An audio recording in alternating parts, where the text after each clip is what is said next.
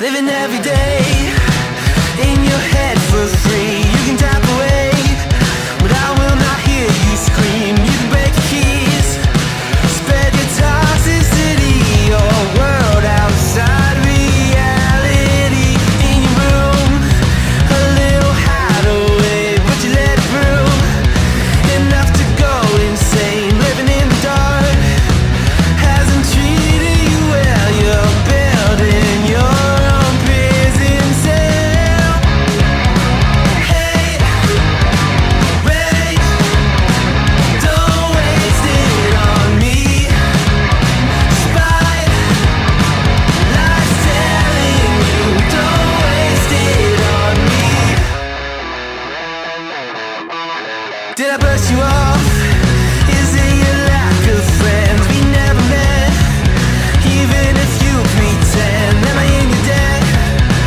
I don't owe you nothing. Don't say something you'll regret.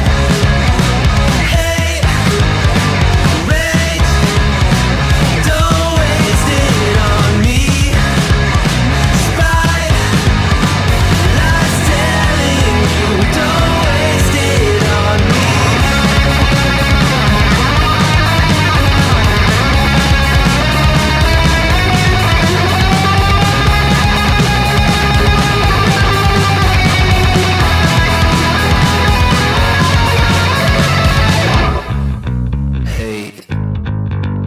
Hate, rage, don't waste it on me.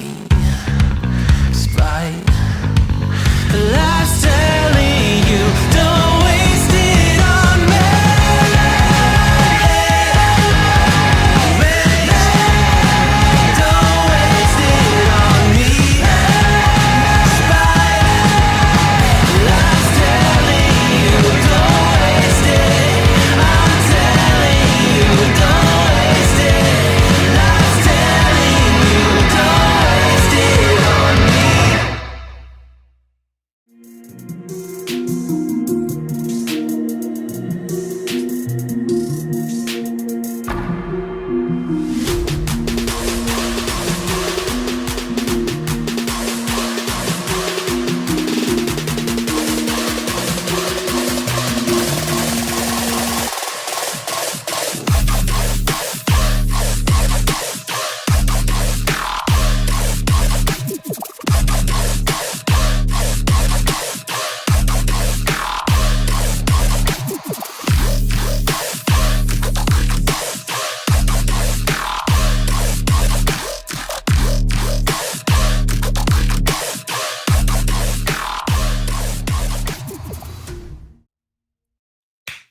Hello gamers from around the world, this is Boxenberger, the video game enthusiast from Germany, and I would like to welcome you to today's episode of the World of Gaming. And boy, this is going to be a packed show, Dutch. We have so many topics to talk about today, so I'm excited. I hope you guys are too. A big welcome to everyone in the chat. Hope you guys are doing well. It's been a crazy week for gaming news. A lot of stuff happened, and I can't wait to talk about it. But first, Dutch, how have you been, man? Yes, yeah, I've been good. It's been nice to have some warm weather again recently. A couple of little showers in there, here and there, but yeah, it's been nice. Apart from the house has been absolutely boiling at all times. So when you've got a room that's full Is of it technology, that warm? yeah, Oh, yeah, it's been like the house has been at least 25 degrees at all, like every day. okay. And then outside the house has been like 18 to 20 every day. So yeah, it's starting to get warm again, which is nice. But what isn't nice is trying to game in a room that is permanently boiling hot. So yeah, I've had a chance to play a couple of little things, a little bit more IUD Chronicles and stuff, but we'll talk about that. But Yeah. otherwise, just work.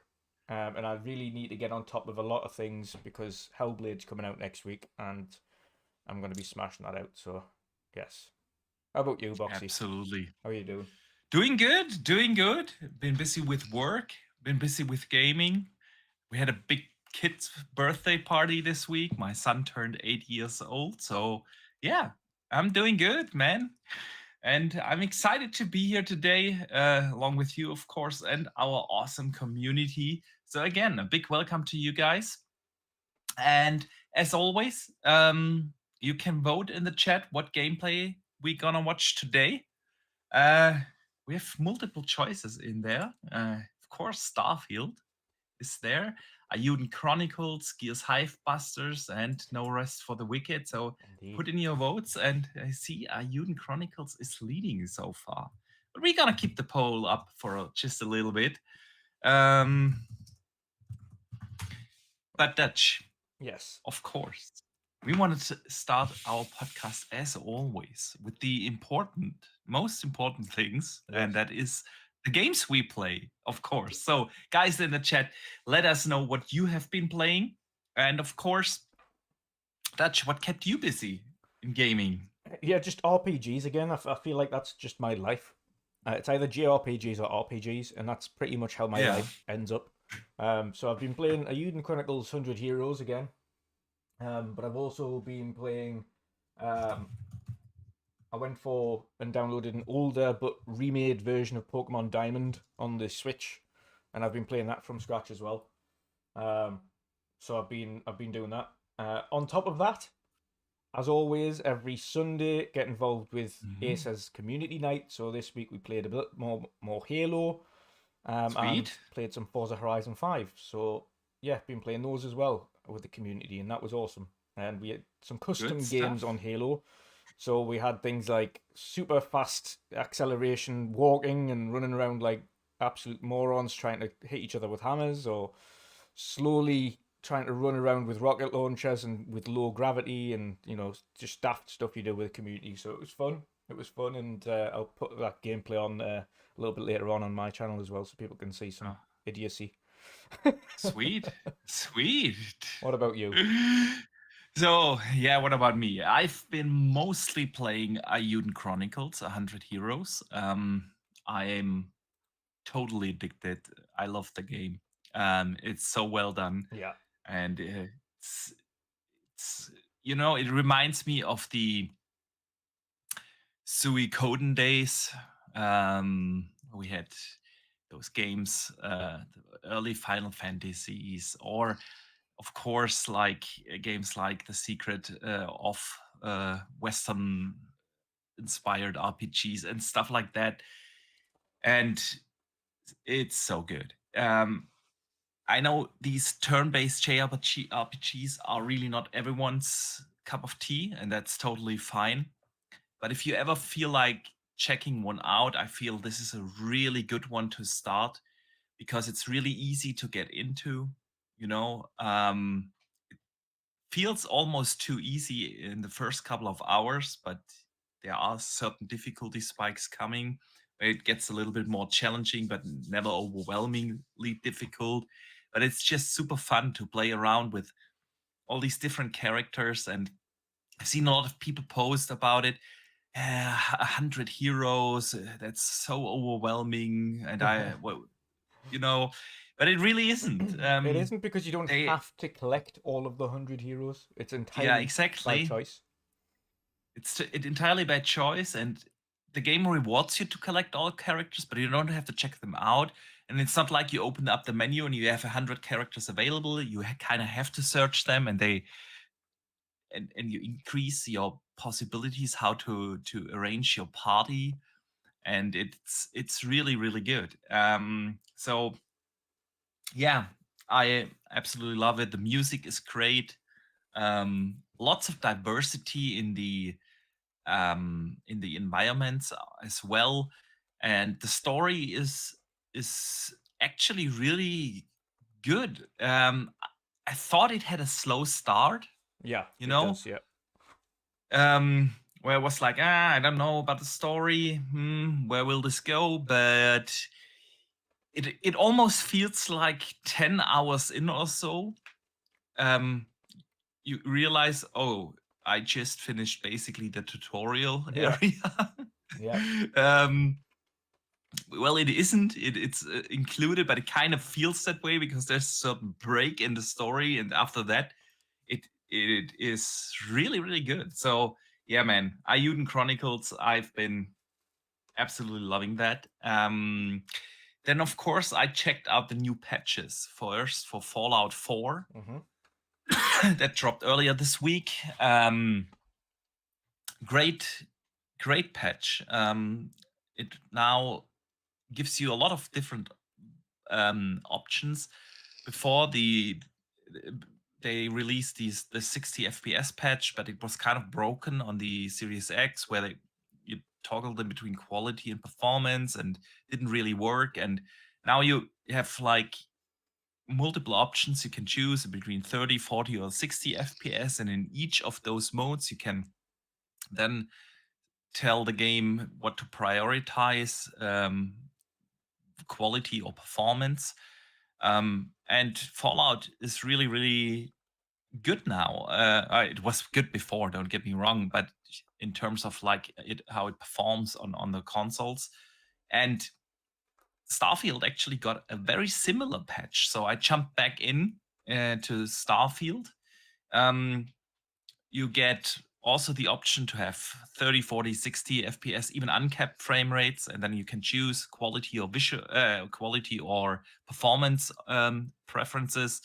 So I actually wanted to use that opportunity to talk to you about that. I don't know if you had the chance to check the patch out in Starfield, but I feel like that's the kind of options I want on every console game. Yeah. Like really have the option 30, 40, 60 FPS. And if I choose 60, what do I want the game to favor? Keep the quality in visuals and maybe drop the frame rates a little bit, or keep the stable 60 FPS and drop the resolution. So, and then you have all these options, and you can really play the game just as you want. If you want all the bells and whistles, of course, reduce the frames, crank up the quality, Yeah. and you're good. Like, literally, I absolutely love that. Did you have the chance to check it out? Yeah, I have not, because I'm waiting. I'm literally waiting until Shattered Space comes out. There's just so many things that there's so many things that I need to catch up on right now. I was telling you guys in the DM, I still haven't played Final Fantasy 16 Rising Tides. I still need to finish Rebirth. I've got IUD Chronicles, so I've got 3 JRPGs on the belt. Hellblade comes out next week. And I've got numerous kind of little indie games as well on in the background, so I'm catching up on them first. I've already beat and played Starfield, so like as much as this patch might be nice to kind of try out and things, I'm not going to delete something now to reinstall it until that DLC comes out, because I just need to get other things done. You're not even curious how it looks and runs? Nah. Bro.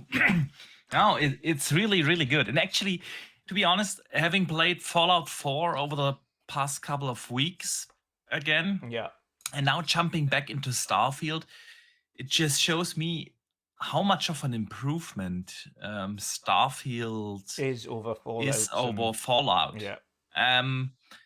Don't get me wrong, Fallout 4 is a great game, but it's not just the visuals, of course. Yeah, you have better engine now, better lighting, better textures, but just in terms of how the game feels, how it handles, how the gunplay feels, and everything. Starfield is just actually a really great improvement upon the already great Bethesda formula, and I still enjoy Starfield. I never really stopped playing Starfield. I don't play it every day or so, but I have it permanently installed on my Rock Ally. I played it there a lot, because at least I was able to play it at 60 on the Ally, and now it's back on console with this patch. And what do you think about these options, man? I'm leaning towards actually playing the game now at 40 FPS, because I feel like 40 FPS is such an underrated it's the best, to be fair, way of displaying games on console. I think that's the best mode for those who want the fidelity and want a little bit more smoothness, but they don't really care about 60. because 60 usually comes with a lot of hindrances on console. It usually kind of downgrades Yeah. the image quality far too much. And that's what a lot of Absolutely. people want to avoid. So I think if most of them can find kind of a middle ground option like a 40 frames Yeah. mode that kind of just buffers but uses VRR, etc., to give a little bit extra smoothness and make it feel a bit better, as well as keeping the fidelity where it should be, then do that. That would ultimately that's be the mode I'd be trying out anyway. I wouldn't go for the 60. I wouldn't go for the 30. I'd be sticking to the 40 mode. Well, don't get me wrong, the 60 feel definitely better Oh yeah. than the 40. There's no doubt Of about course. that. But like you said, oftentimes 60 FPS on consoles are just too much of a compromise. And the boost from 30 to 40 FPS is really significant. It feels so much smoother to play a game at 40 than to play on 30. And it still gives the game an increased frame time for rendering and everything. So yeah, I feel like a lot more games on consoles should definitely have that 40 FPS option. Yeah, 100%.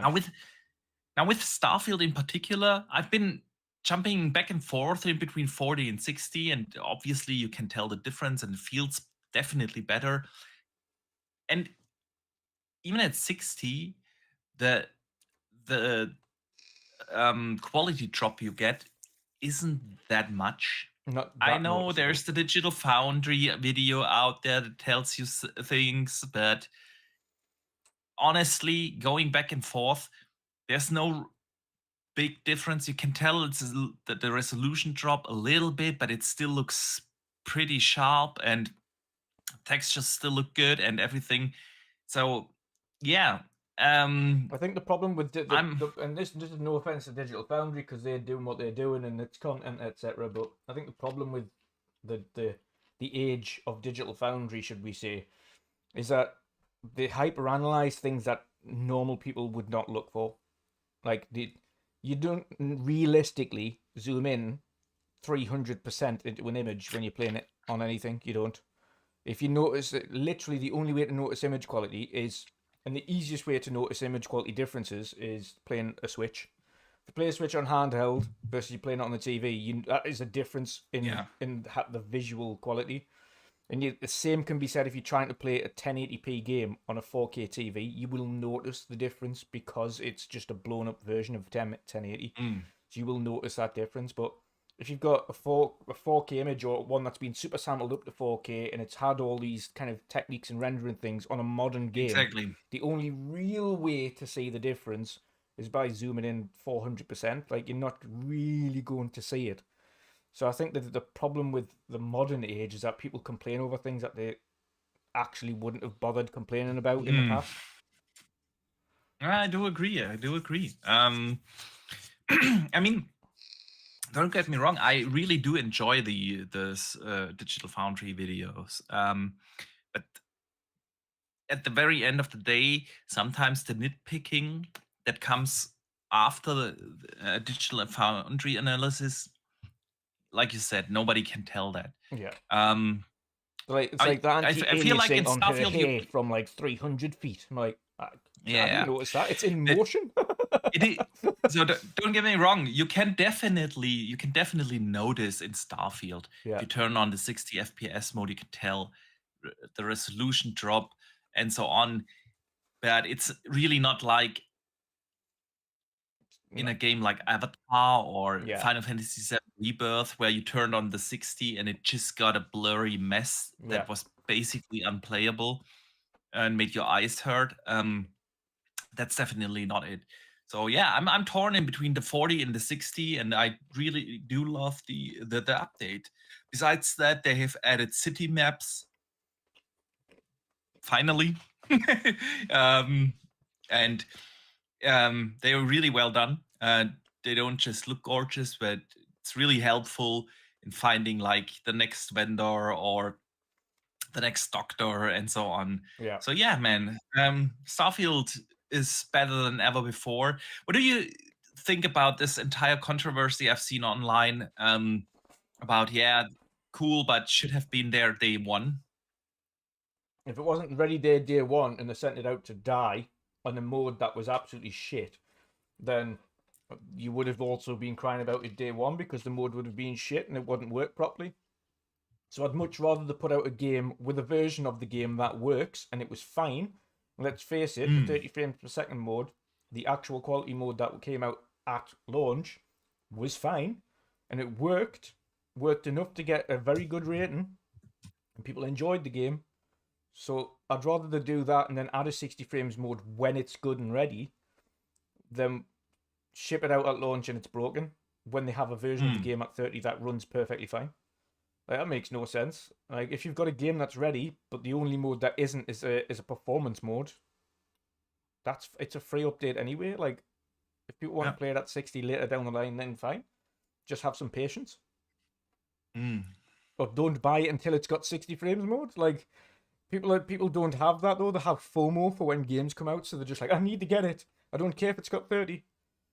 And that's But then I'm gonna claim. Yeah, that's fine. I'm a guy who has a lot of FOMO.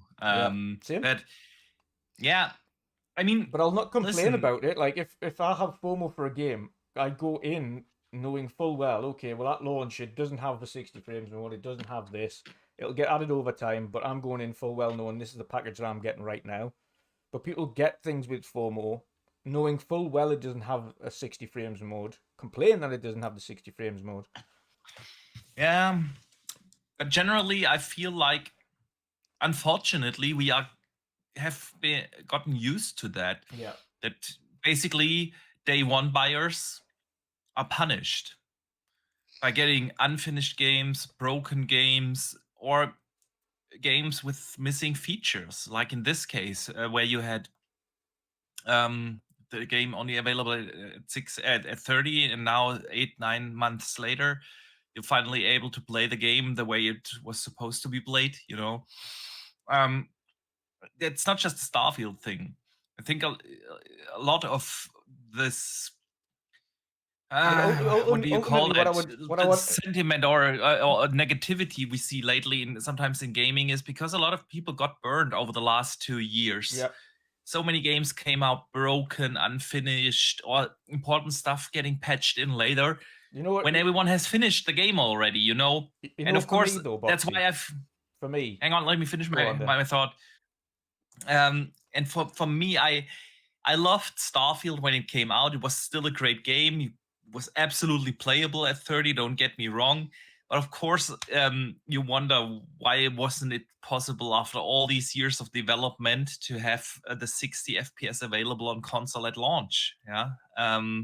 It's not like they patched in now FSR 3, which wasn't available at launch. It's still FSR 2 on console, and things like that make you wonder, okay, why not?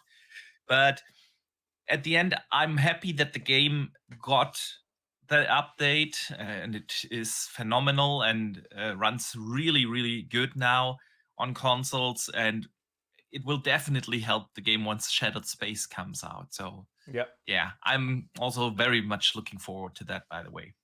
Yeah, and in terms of, I think, and for me, I've just got used to the fact that these consoles will not do what they said they were going to do originally. So I don't expect any of the games to release with additional modes at launch. I don't expect them to release. And that's just, it's maybe having a little bit of a cynical outlook about it, but I've already got used to the fact that these consoles aren't going to do what we originally were told they were going to do. So I'm not even going to continue to kick up a fuss about it now because it's far too late in the day. We've already moaned about it 50 times before that these consoles aren't doing what they promised us. There's nothing else that can be done now. True. So that's true. These games are going to come out potentially with a mode at launch that isn't great, like we've seen with Rebirth and with Avatar, and then those modes get patched, and then they become okay, or they don't launch with the mode, but then they bring the mode out later on, and it's fine. So you've either got the games releasing with these modes, and they're shit, or they don't release with the modes, and they are good when they do release. So you've got two. You've got the better the devil you know situation at the moment. Yeah, you can have it at launch, but they're probably shit. Or let's wait and see. And then they release it, and then it's fine. But yeah, that's ultimately my thing. I think I've just got used to the fact that these things aren't doing what they originally said, and ultimately, if I want to play a game at 60 at launch, then it's going to be on PC. Yeah. And that's unfortunate for the people that are really into their frames, etc. I know you've been promised, as we all have, these consoles should have been doing 60 frames. That's what they said originally, but ultimately they don't, and we have to wait for them or get shitty modes. So if you do really want the 60 frames mode at launch, you're better off just playing it at PC. You are, ultimately. Definitely. We're not really going to see, I don't think we're going to see anything that's more stable 60 at launch until next gen. And even then. Maybe. Yeah. We shall see. We'll see about that. We shall see. Let's see what the community has been playing, man. Dustin Lambert in the chat got now all the achievements for Vampire Survivors and hit level is 76 in Diablo 4. Oh yeah, man. The season 4 started, and with that, the big update for Diablo 4 came out the other day. I have to jump back into Diablo 2. Definitely want to check the new update out. It sounds absolutely fantastic. Flush Jackson has started Hellblade last night with intense lights off and a proper OLED and headphones. Yeah, that's the way to experience the game. Yep, in the dark. That's the way to go. In the dark with headphones on. Yes. That's what I will be doing next Tuesday, man. Yeah. That's what I will be doing next Tuesday. So... what else has the community been playing, man? I've got a load here. We talk too much about Starfield. I've got a load here, don't worry. Do you have a couple of ones? Yes. So Paul AFC's been playing Suicide Squad solo, and he's been playing Halo Reach with his son. And believe it or not, it's the first time he's played Halo Reach, because he ignored it because it wasn't a Chief-centric game, but he's absolutely loving it. I mean, Paul, Halo Reach is one of the GOATs of Halo. So even without Chief, it's unbelievable. It's such a great game. Yeah. Another one, different one. Homer J, he's been playing Lawnmower Simulator and Diablo and Tekken 8. Now, Lawnmower Simulator or Farming Simulator we saw at Gamescom, and that is unbelievably popular. Yeah. It was one of the biggest booths there. There was like a line with, 8 hours of wait time. And man, if I want to play the lawnmower, I just start listening to my wife and actually mow the lawn. Yeah. God. Next, Phantosir, been playing The Last of Us Part 1, Fallout 4, and Starfield. Fallout 4 is still way better than Starfield, in his opinion. Oh yeah, and Diablo 4 too. Good. What else we got down here? And we had another one as well. We have Siki, who stopped playing Dying Light 2 because of headaches and is now playing RimWorld. Nice. RimWorld. God, that's an oldie. Yeah. H. Julia has been playing Kingdom Come Deliverance and Elden Ring. Oh, nice. Getting ready for the sequel and the DLC. Sounds good. Luke is in the chat. Shout out to you. He has been playing Hades 2 Stellar Blade Infinite. Nice. Sweet. Then we have Gen X Gamer 79 who plays Tekken 8 and Armored Core 6 on PC. I have yet to play Armored Core 6, man. I really want to play it, but I don't know where to squeeze it in. Richard Freudel is playing Animal Well. Ooh, nice. Good stuff there. Nice. You have anyone left? I think so far. We covered pretty much almost caught up. I've got one more that's kind of popped in here, and Abdel has said, by the way, love Age of Empires 4 on Xbox, almost finished the last campaign. Nice. Shout out to that guy. Who was that? Abdel. Abdel, yes. Shout out to Abdel, man. H4. Mwah. Chef's kiss. Yes.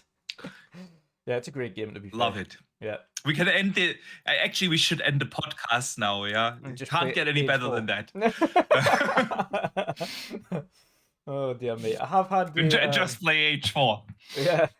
I've had a super chat in here as well by Face23BKNY. $20 super chat. Thank you very much. He says all PS5 exclusive games has a performance mode and good quality and high production values from day one. There's no excuse for Xbox not to do the same. Not all of them have released with good performance modes at launch, but there is an option, and ultimately that's what matters. People should be given the option. Whether or not they're shit is another thing, but some of them have been great, some of them have not been great. So yeah, but there is option. And that's what matters. That's all people want. But even if they did have that option, people will find a way to moan. So, human beings. Yep. Yeah. Evil Mac is playing Jedi Survivor and Roller Coaster Tycoon 3. Good stuff. All right, Dutch. Let's actually get into some topics. Let's do it. Because we have so many here. We have so many this week. Basically breaking news, like 2 hours before we started the podcast, Xbox and Activision announced that they have founded a new studio in Poland, Elsewhere Entertainment. Which includes ex-CD Projekt Red, Naughty Dog, Bungie, and Ubisoft developers. Yeah. And they are working on a brand new franchise, AAA franchise. We have no idea what it's going to be. It just said AAA narrative franchise. New franchise. Yeah, narrative that will push the boundaries. Yeah. So, what do you think? Honestly, I think it's a bit of a. It leaves it leaves like a little. It's a bad taste in my mouth. I think it's a bit of a piss take. They've literally just closed down 3 studios and they're founding a new one. Like, are you taking the? You've just literally got rid of specifically one that we mentioned out of all of them. Specifically one. You've just got rid of one that isn't profitable. You founded a new one which definitely isn't going to be profitable for God knows how long. What sense does that make? You've just got rid of entire studios to create a brand new studio that is also not. I'm playing devil's advocate now. Maybe it's a region thing, you know? But they're just giving up on Japan. One is in Japan, the other one is in Poland. Just giving out. But I do totally agree. It leaves a bad taste in my mouth as well.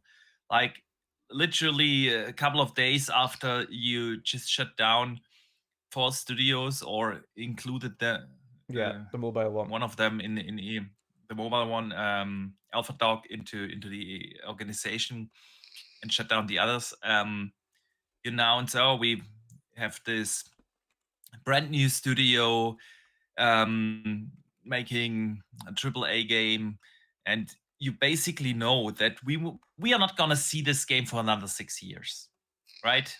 So it's as cool as it always is when there's a new studio and a new franchise, a new IP, and hopefully a good game comes out. It's kind of hard to get excited for something that is at least 6 years down the line. Yeah. I mean, the last time they did that was basically with the Initiative. Look where we are 6 years later. Yeah. We haven't even seen the game.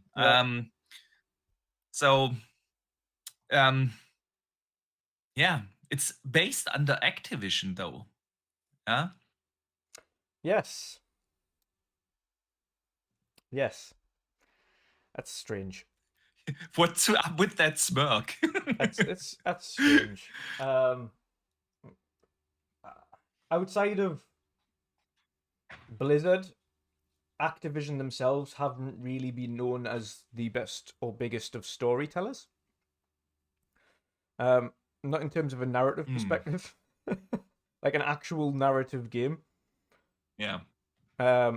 It's great that they're getting Naughty Dog people and things in like that, and some big guys that have done narrative-driven games before.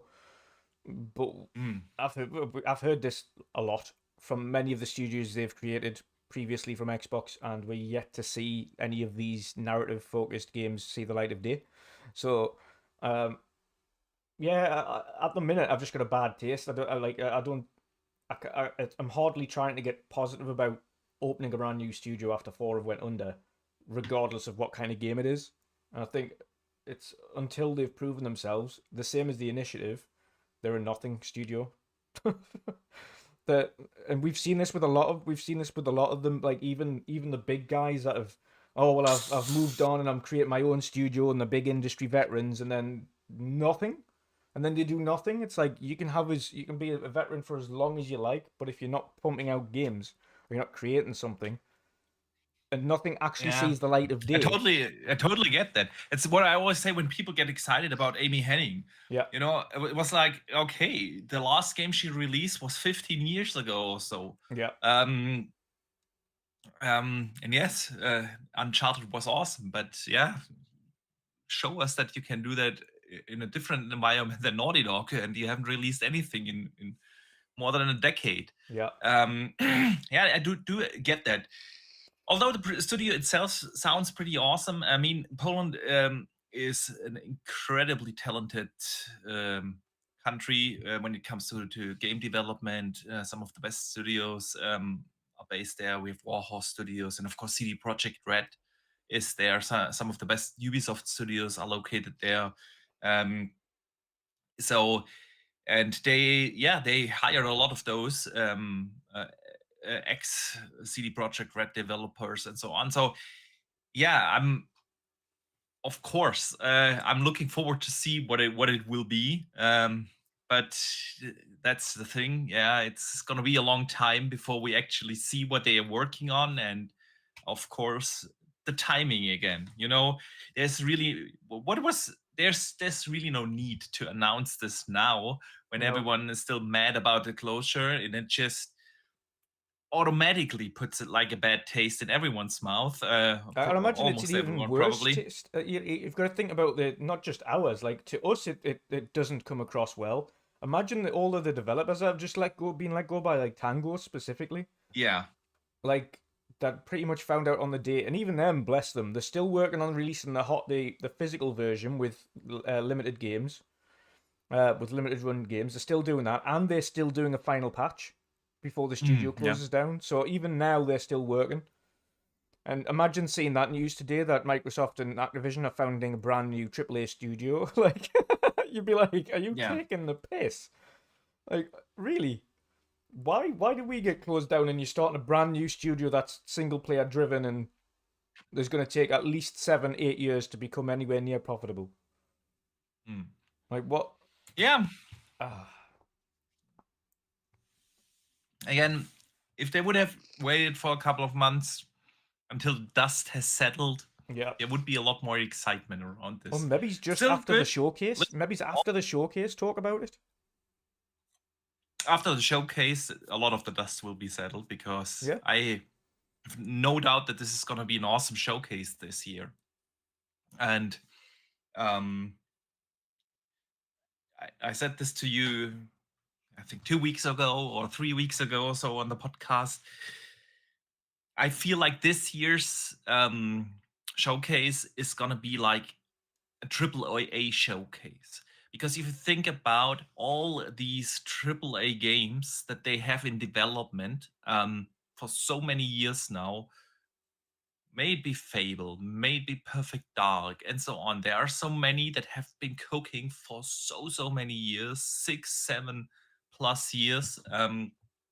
I feel like this year we're gonna see a lot of the bigger games for Xbox. Yeah, we know that Indiana Jones is definitely going to be there. Call of Duty gets its separated developer direct right after that, and with then a Fable and a Perfect Dark and so on.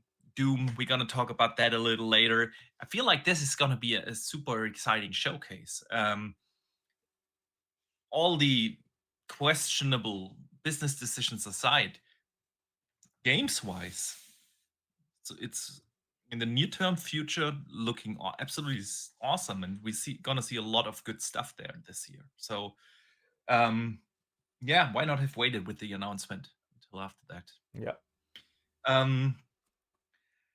But yeah, let's stay on this on the subject of Xbox. And um, earlier this week, we got a report from Jez Corden, and a lot of people picked it up, that under the project name Latitude, Microsoft is reportedly looking into bringing more first-party games to PlayStation, and it's claimed that there is no red line for which games could be released this year. You in any way, shape, or form surprised by that? I'm surprised that the article said that when Jez Corden didn't say that, because that's where it came from. Yeah. Yeah. It was just getting to that, but yeah. Go ahead, man. But ultimately, no, Satya himself, because ultimately that's where this trail of thought is. Satya himself doesn't have a red line. I think there's people internally at Xbox that do have their own red lines as to, okay, like these certain things have been the birth of the console. Ultimately, we wouldn't want these going elsewhere because you still need to have a drive. But Satya doesn't see it that way. And ultimately, this is kind of what's happening in Xbox now, and why you can't really rule out anything. Because Satya's doing what Microsoft have always typically done and overreached departments and kind of took control over everything, as opposed to just letting the heads of those areas of the business get on with their jobs and run it the way that they think is going to be successful. Satya doesn't see it that way. He doesn't see why exclusivity exists. He doesn't think exclusivity should be a thing. And he wants every game on everything. So that's why there is this overarching feeling of there isn't a red line, and I can understand why the report still went with it, even though that's not what Jez says. But what Jez was alluding to mainly is that Satya doesn't have that feeling of a red line.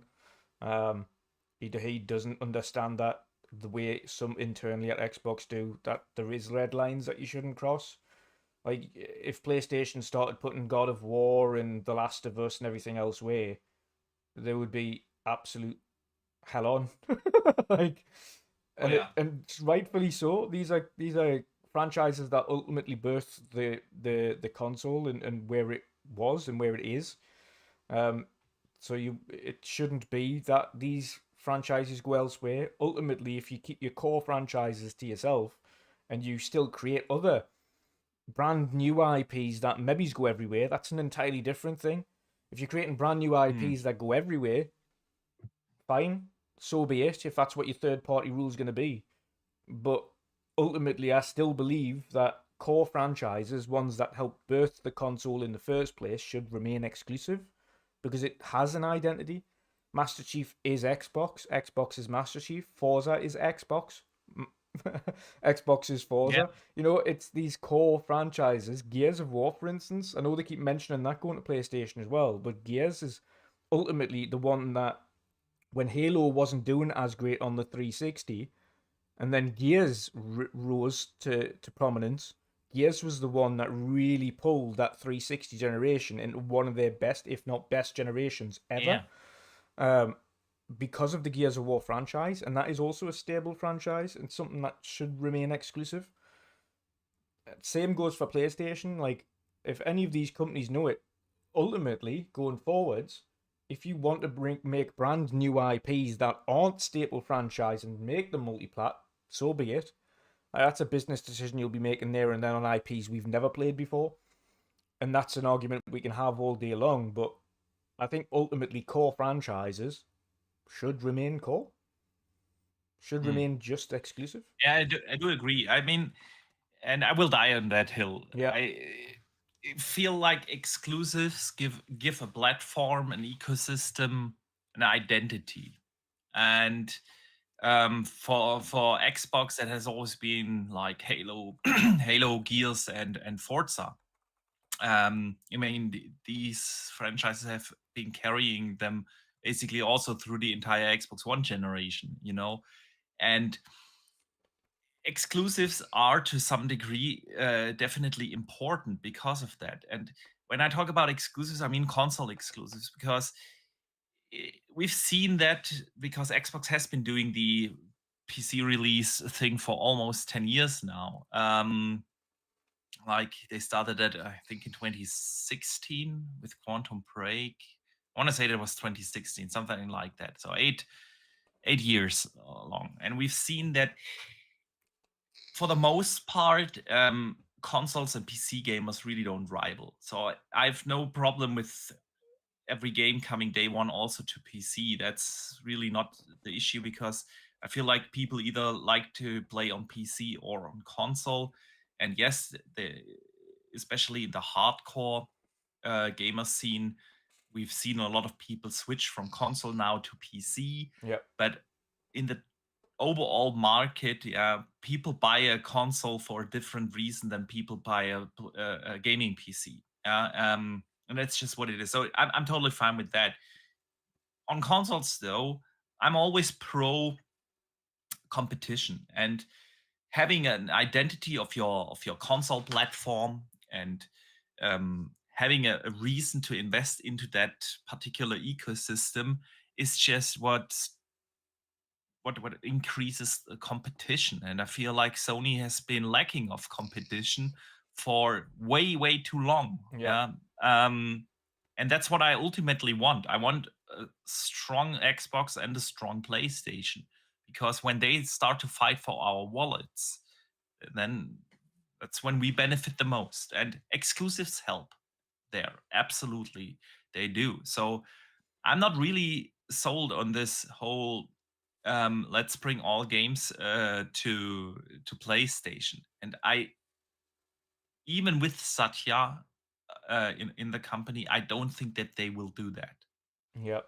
There will be definitely more games going to PlayStation. I have also no doubt about that, and I'm not sure how I feel about that.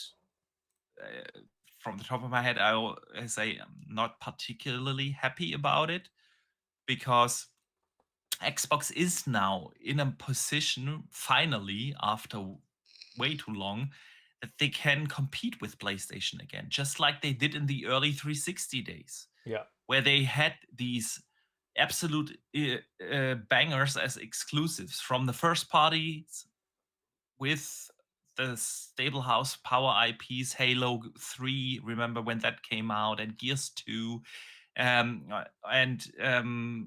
then they and Gears 1, of course, Gears 1 and 2, or even like timed exclusives at a time, games like Mass Effect or Oblivion and things like that, where they were really competing on a serious and level with PlayStation. And now, after almost an entire generation of the Xbox One, where they weren't able to compete with the games, Xbox has become, as a console, not the entire ecosystem, but Xbox has become basically irrelevant when it comes to terms of competition, and then being outsold 5-1, 6-1 here in Europe during the Xbox One generation, and it's now sometimes even 10-1 in the early years of the Series X and S, and now they are at this point where they finally have enough games. They have enough coming this year. I mean, look, next week we got Hellblade, and we have Avowed, and we have Indiana Jones coming, Stalker 2 coming, and even some awesome smaller games like Towerborn coming. So games-wise, this year is looking great, and next year is going to be just as good. Yeah, where we will get probably the next Doom and a Fable, and maybe I don't know, a Perfect Dark, or Clockwork Revolution, or You were so close to saying Orange again there. yeah, I was so close. I was so close, man. I had to concentrate. I had to concentrate, but I managed, man. Yeah. I managed. But you know what I mean? Yeah. Like, we are now at this point where they finally have that cadence that we all wanted, where on a regular basis we get good and quality games, and now they kind of give that narrative up. And I feel like in the biggest kind of gaming industry, where you also look a lot at the casual market, people that don't follow the gaming news on a daily basis, like probably everyone here in chat and us. And yeah, we will look like in the news every day, and we are actively online, maybe on Twitter or somewhere else in Discord or something, and talk about this stuff. In the bigger picture, yeah, the headlines are now, okay, you can play Xbox games on PlayStation, and I really don't see how this will like strengthen the competition in the console market. And I know that's not their intention. They just look at making money, and it could be that in a short term it makes sense. Yeah, Sea of Thieves apparently selling really well on PlayStation now, getting more monthly active users. All cool, all good. But does it really help to increase the competition in the console market? I don't think so. So yeah, it's not surprising that they are talking about bringing more games over. And I think you and I, we both said in January when this whole discussion break loose, that we both would place a bet that by the end of the year it's definitely more than these 4 games. But yeah, it is what it is, man. Yep. Anything you want to add? No, I think it's there's definitely going to be more games. What those games are, though, I think is, you know what I think could be the case for Xbox going forwards is that these games they'll be day and date on Xbox, but they'll come 12 months later on rival consoles. I think that's going to probably be the Maybe. I can see them using that as their form of exclusivity. It's kind of making their own games Like timed exclusives. Timed exclusive. Yeah, could be. In which case, then they give people a reason to have an Xbox initially, but then ultimately, if you own a PlayStation, you'll get to play them at some point. If that's their strategy, then that's their strategy. I don't know whether or not they'll go down the line of, okay, we're making it completely multi-plat permanently.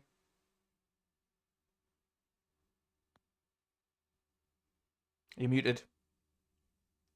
Oh, pardon me.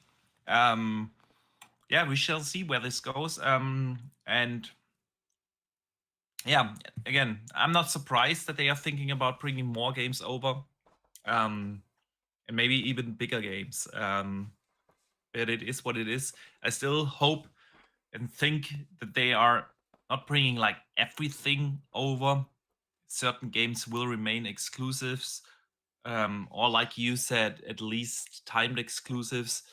But yeah, it's a kind of a shame, man. I would have loved to see where the console market goes if Xbox is gonna bring out 2 years straight great games.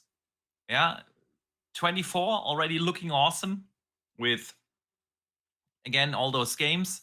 Next year is gonna be awesome. And then I would have loved to see where does the console market go in 26, maybe even with the next gen then, which is rumored to be launched in 26. Yeah.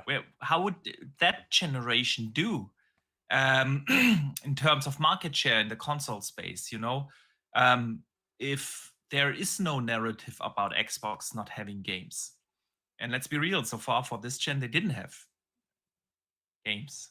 You know, it's like 3-4 like major releases. Yeah, back in 21 they launched the console without any games. 21 they had Forza Horizon 5 and Halo, and then in 22 nothing. And then last year they had Starfield and Forza, and that's about it. That was this gen after 3.5 years. And of course it's not, they are, with that lineup they are not in a position to compete. Yeah, but yeah, now that they are at this point, I would have loved to see that, but they kind of destroyed that narrative with all these things going on. And the headlines are now play your Xbox games on PlayStation, even though it's not true. Yeah, you can't play a Hellblade there. Can't play a Starfield there, and you won't be able to play an Avowed there, as of right now, at least. But that's what general headlines are. So, yeah, it is what it is, man. Yeah. Let us move on from this and let's talk about PlayStation. Actually, they announced their new CEO after Jim Ryan Yes. leaving the company CEOs. earlier this year, and the interim CEO. They now have two Yes. CEOs. Yeah. Yes. Herman Holst Uh-huh. is gonna be leading basically the games departments just as before, but including all other gaming related content such as TV crossovers and stuff like that. And the other guy is, I don't know really how to pronounce him, Hideaki Nishino, maybe. Yeah. He's gonna be more in charge of the hardware department and platform department. The hardware and And- third parties. Yeah. And third parties, yeah. And with that, they replaced Jim Ryan basically by two guys. So what do you think about this choice and the fact that it is two CEOs? Yeah, I mean, I think giving them the title CEOs is kind of impractical, because ultimately it's the Xbox setup. Xbox have people in charge of certain sections of the company, and then you have the ultimate CEO. The ultimate CEO is still who the interim was, which is Hiroki Totoki or whatever his name was, the FD guy. He's ultimately the guy. He's Sony, Yeah. the Sony CEO for PlayStation. Yeah, but and ultimately Sony he's still Interactive Entertainment. he's still the de facto in this sense, because he's still their boss. He's still telling them what to do, and having them individually is essentially like Herman Hulst and Hideo. Did you say he was? Hideaki. Yeah. Hideaki. Yeah, I Hideaki. really don't know how to pronounce him. But Hideaki. ultimately, yeah. having those two The other is guy. exactly the same as having a Matt Booty and a Sarah Bond, because Sarah Bond's in charge of hardware, and otherwise Matt Booty's in charge of the Yeah. studios, and Phil Spencer is boss. So it's the same. It's like calling both of those CEOs when they're Yeah. not CEOs. They're in charge of certain parts of that division. and Parasite in the chat says the new CEO is Parap the Rebel. Yeah. They're going to do the Dragon Ball Z fusion technique, and they're going to merge into one CEO at the end. You'll just see them doing the put the earrings in and do the dance. But yeah, ultimately it's Hiroki Totoki was the acting. There was the board, but he was the acting CEO. But ultimately, I think he's still the de facto main boss. And they've divided the CEO responsibilities between Herman Hulst and the other chap. So it's going to make Herman Hulst's job a lot easier, because he only has to focus on the studios, the first party studios, and getting their games up, running, and out. And then the other guy can focus on hardware and third party relationships. So it's going to make each of their jobs is going to get significantly easier for them, and allow them to concentrate on what they need to do, as opposed to one guy does everything, and kind of stretch across. So yeah. And again, I mean, Luke in the chat is bringing up a good point. Totoki isn't CEO of Sony. He is part of the board of management and he was acting interim CEO. acting CEO of PlayStation, or the interim CEO, whatever you want to call that. And ultimately, it's not like Herman and the other guy has directly have like the one boss above them. Totoki isn't that in the wider Sony organization per se. Ultimately, of course, they have to report to the Sony company and the Sony chairman. But yeah, it's still feels like a different scenario where Phil has not just Sarah and it's the same but different. Matt under him. He has like this entire hierarchy of different departments under him, and having worked in big gigantic corporations for almost my entire professional career, I don't really know how to feel about that, because ultimately you need one decision maker. Yeah. Whenever it's like I know a lot of big companies now set up their hierarchy towards more like empowerment and co-creation, and we want to split the decision making process and so on. What ultimately happens, it slows all things down. And you can do that in good times, when a company is doing well, but in hard times, it comes down to having one guy making the final decision. Yeah. So maybe it works for Sony, maybe it doesn't. I really don't know how well they are prepared to not have the ultimate final decision maker, but always to have to rely on basically two CEOs. On the other hand, I feel like Herman Holst is, at least from the guys we know, probably the best choice, because he has his roots in games development, and feel like that is a good call. Yeah, Jim Ryan wasn't that. He didn't have his roots in game development. He's not a dev. He never came across as a gamer, a genuine gamer that cared for gaming. Yeah. Sean Layden was that. Herman Holst is that. I really have no idea who the other guy is. Hideaki. So I can't judge. Let's see how he does. I know he's been with the PlayStation organization apparently for decades. Yeah. So at least he knows how Sony or PlayStation, the PlayStation division, actually works from the inside. I mean, yeah, I feel like it can only get better after Jim, because that guy was really not what gamers wanted. Yeah. And I feel like Herman Holst is definitely from the guys we know, and we know a lot less executives within the PlayStation organization, because they are just not as communicative. Yeah. Let's call it that. As Xbox is, where you know all these guys, you know the head of marketing. Everyone knows Aaron Greenberg, you know, Sarah Bond, Matt Booty. We know these guys. We know they are communicative. Sony isn't that. And I don't mean that in a negative way, because sometimes I feel like maybe Xbox is talking too much. Yeah. At the end of the day, while Sony tries to talk a little bit more through what they do, good or bad. You know what I mean? But yeah, we shall see. We shall see where this goes. I'm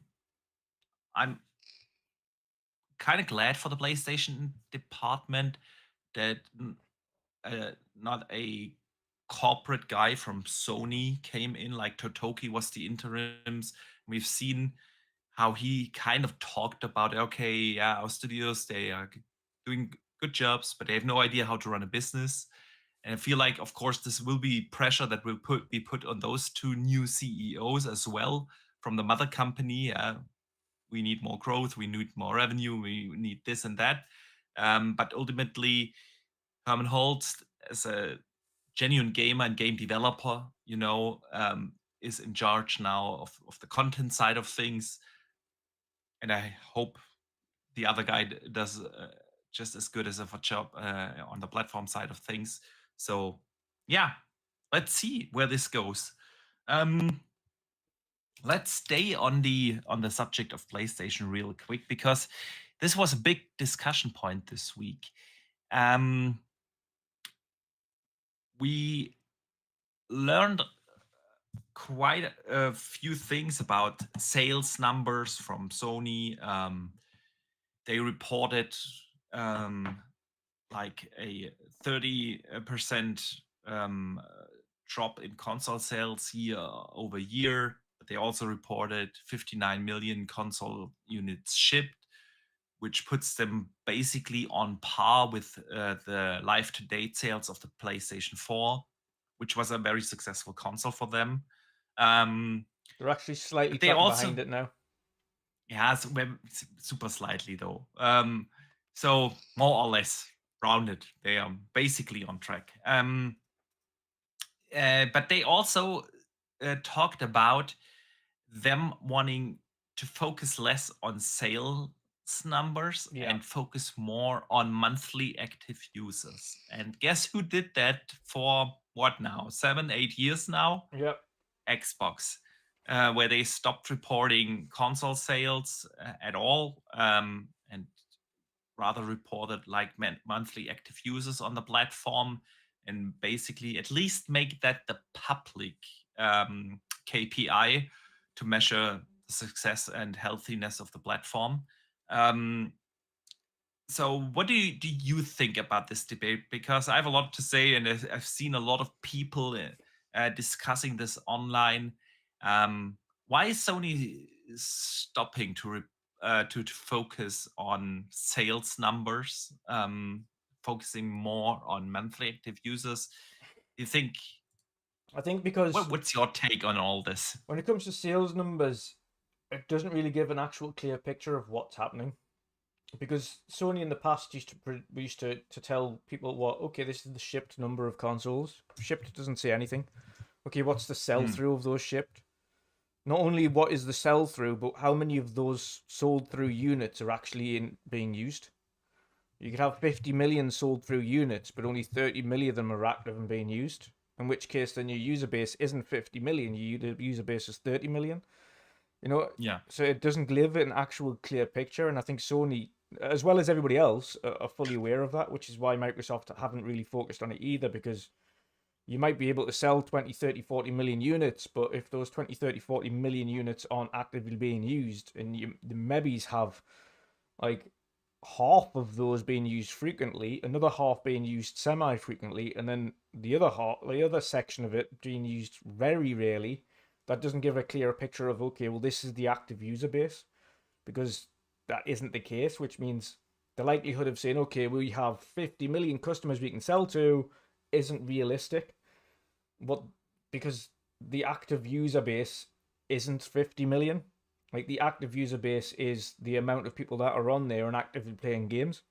And that's the people that you're selling to, not the people that occasionally turn a game on, like a console on, to play FIFA or Madden. They're not the ones that are going to go out and buy God of War. They're not the ones that are going to go out and buy like The Last of Us or anything like that. The vast majority of the times, they're the ones that just get your Madden or your NBA 2K or your FIFAs year on year.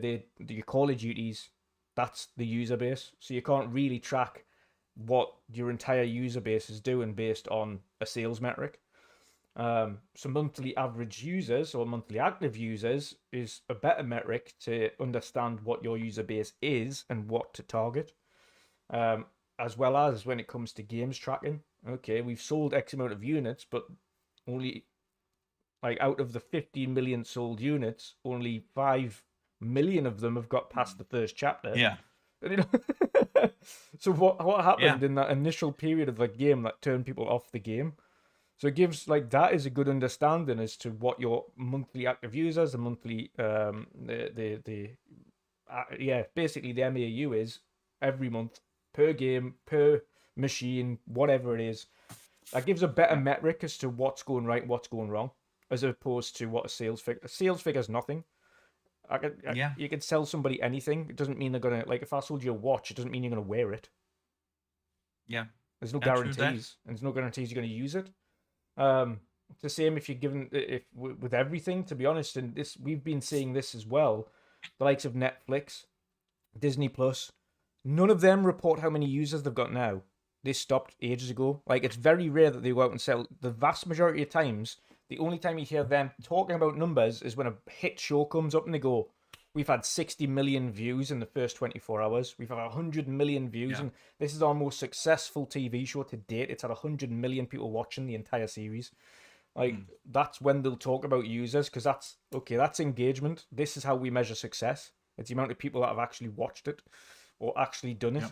If you go out and say, we've sold X amount of subscriptions, That's great. You've got 120 million subscribers, and yet only 10 million people watch that series. Is that successful? You still gotta make the money Yeah, off of it. but that's what You're I'm not saying. making any more money the more people watch. But I But do that's, agree. yeah, you know what I mean. See, I totally agree that sales numbers of a console alone doesn't really tell you the whole story, how successful your ecosystem is doing, because even without PC now being in that picture, you still have like approximately half of those monthly active users on PlayStation playing on the PS4. So what does it really tell you about the success of a console? It helps you in certain parts. Of course, having a bigger install base makes the possibility of you have more potential customers for games. Yeah. Makes it more attractive for third-party developers and so on. But that's why I really wonder why the gaming industry, Microsoft and Sony and Nintendo, don't use a different metric than monthly active users, because monthly active users also only tell you part of the story. See, I've played H4 for 700 hours plus, yeah? And I have not spent a single cent in the game because there is no in-game monetization on it. Yeah. So in terms of how valuable is that time that I spent on there? Well, I don't think that monthly active users or engagement time is telling you also the whole story. Yeah. Yeah. It is in certain I always metrics and wonder. it isn't in others. So Yeah, in that see, instance, why don't they use a KPI like, I don't know, average money spent per monthly active user? well, that would be a good one. For But instance, the reason I'm saying it depends on what the metric's being used for is, for instance, like you said, you've spent hundreds of hours in Age 4 and you've played it countless amount of times and blah blah blah blah. That metric can be used to say, okay, so in terms of those who played the game, how much of this game did they play? How much did they enjoy it? How engrossed were they in that game? That will tell them whether or not that game in itself was enjoyable to the user base that played it. I agree from a monetary terms, how much per user was the average spend, etc., is a good way to look at it on that basis. But in terms of measuring the success and the enjoyment of a game, you'll ultimately find monthly active users or metrics like playtime. Okay, so the average playtime per user, like for instance, Starfield had quite a significantly high average user. That had something like 40, 50 hours average users per user, which was actually very high for a game, to be honest. Having at least an average user of 40 or 50 hours is significantly high. Absolutely. Which tells them that people were really enjoying the game. So, okay, despite the negative feedback, we've had people that have played a significant amount of this game, which means it was something that kept them coming back. So we did something good, so we can take positives away from this and also use the feedback in order to increase that time played. And likewise, that's what I'm talking about, finding, okay, if you release a game and you've had 5 million sales, but the monthly average users, it shows them that average playtime is only 5 hours of that game, and it's a 35-hour campaign. It tells you that the users dropped off that game pretty quickly, so the enjoyment wasn't there. So then that metric is different. Like I'm saying, it's internally there's so many things they can do with it. There's so many things they can do with it. Don't get me wrong, I totally agree that monthly active users probably tells you a better story than console sales, because at the end of the day, as long as you keep players in your ecosystem turning on the console and play something on it, logging into Xbox Live on PC and play something, or logging on PlayStation in and play something in your ecosystem, is definitely definitely a good better metric, but ultimately it comes down to how much money do you make off of your monthly active users. If people only log in to play like one game and not spend any money on it, Yeah. you can play like everyday Fortnite, not spend a single cent, and then count as a monthly active user. And that's it's just me personally wondering why there isn't a metric like attach rate.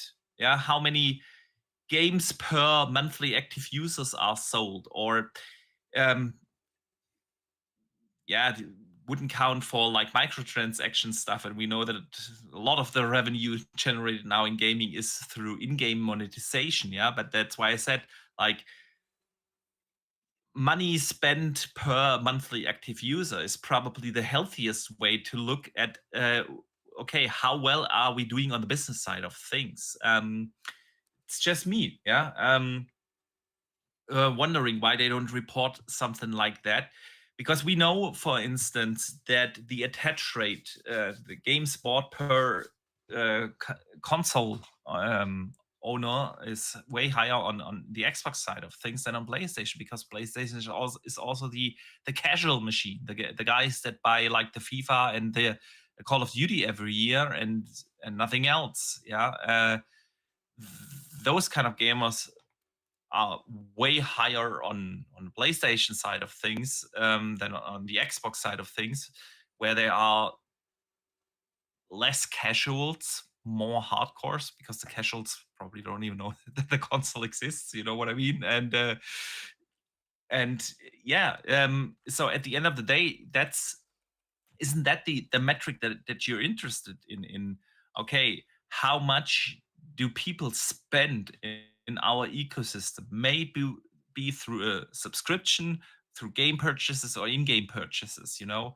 But ultimately, that's what it comes down to. You want people to not just spend time there,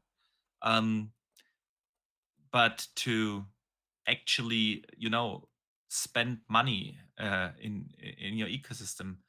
However, I find it very interesting that Sony, who have been so relentless about talking about, yeah, we sold this many consoles and that many, and I don't think that they will go the exact same route like Xbox, where they completely stop reporting console sales.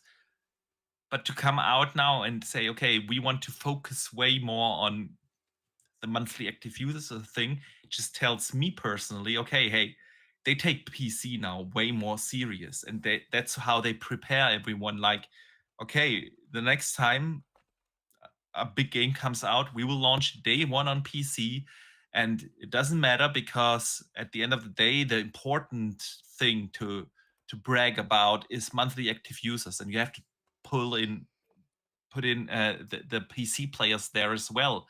Ghost of Tsushima now on PC, and so on.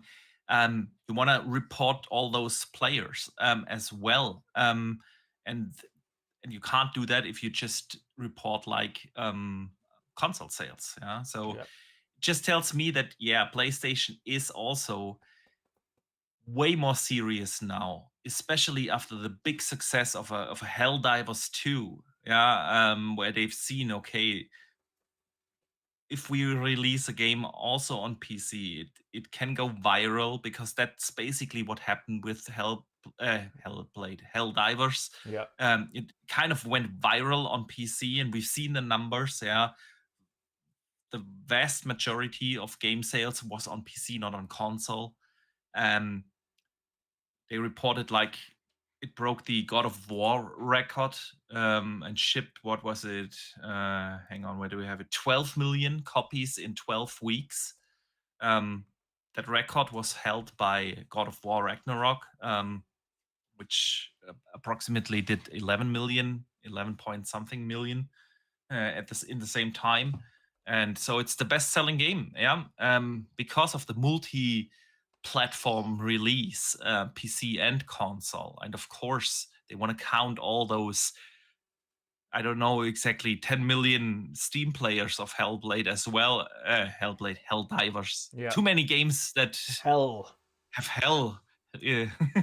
Well, focusing on Helldivers.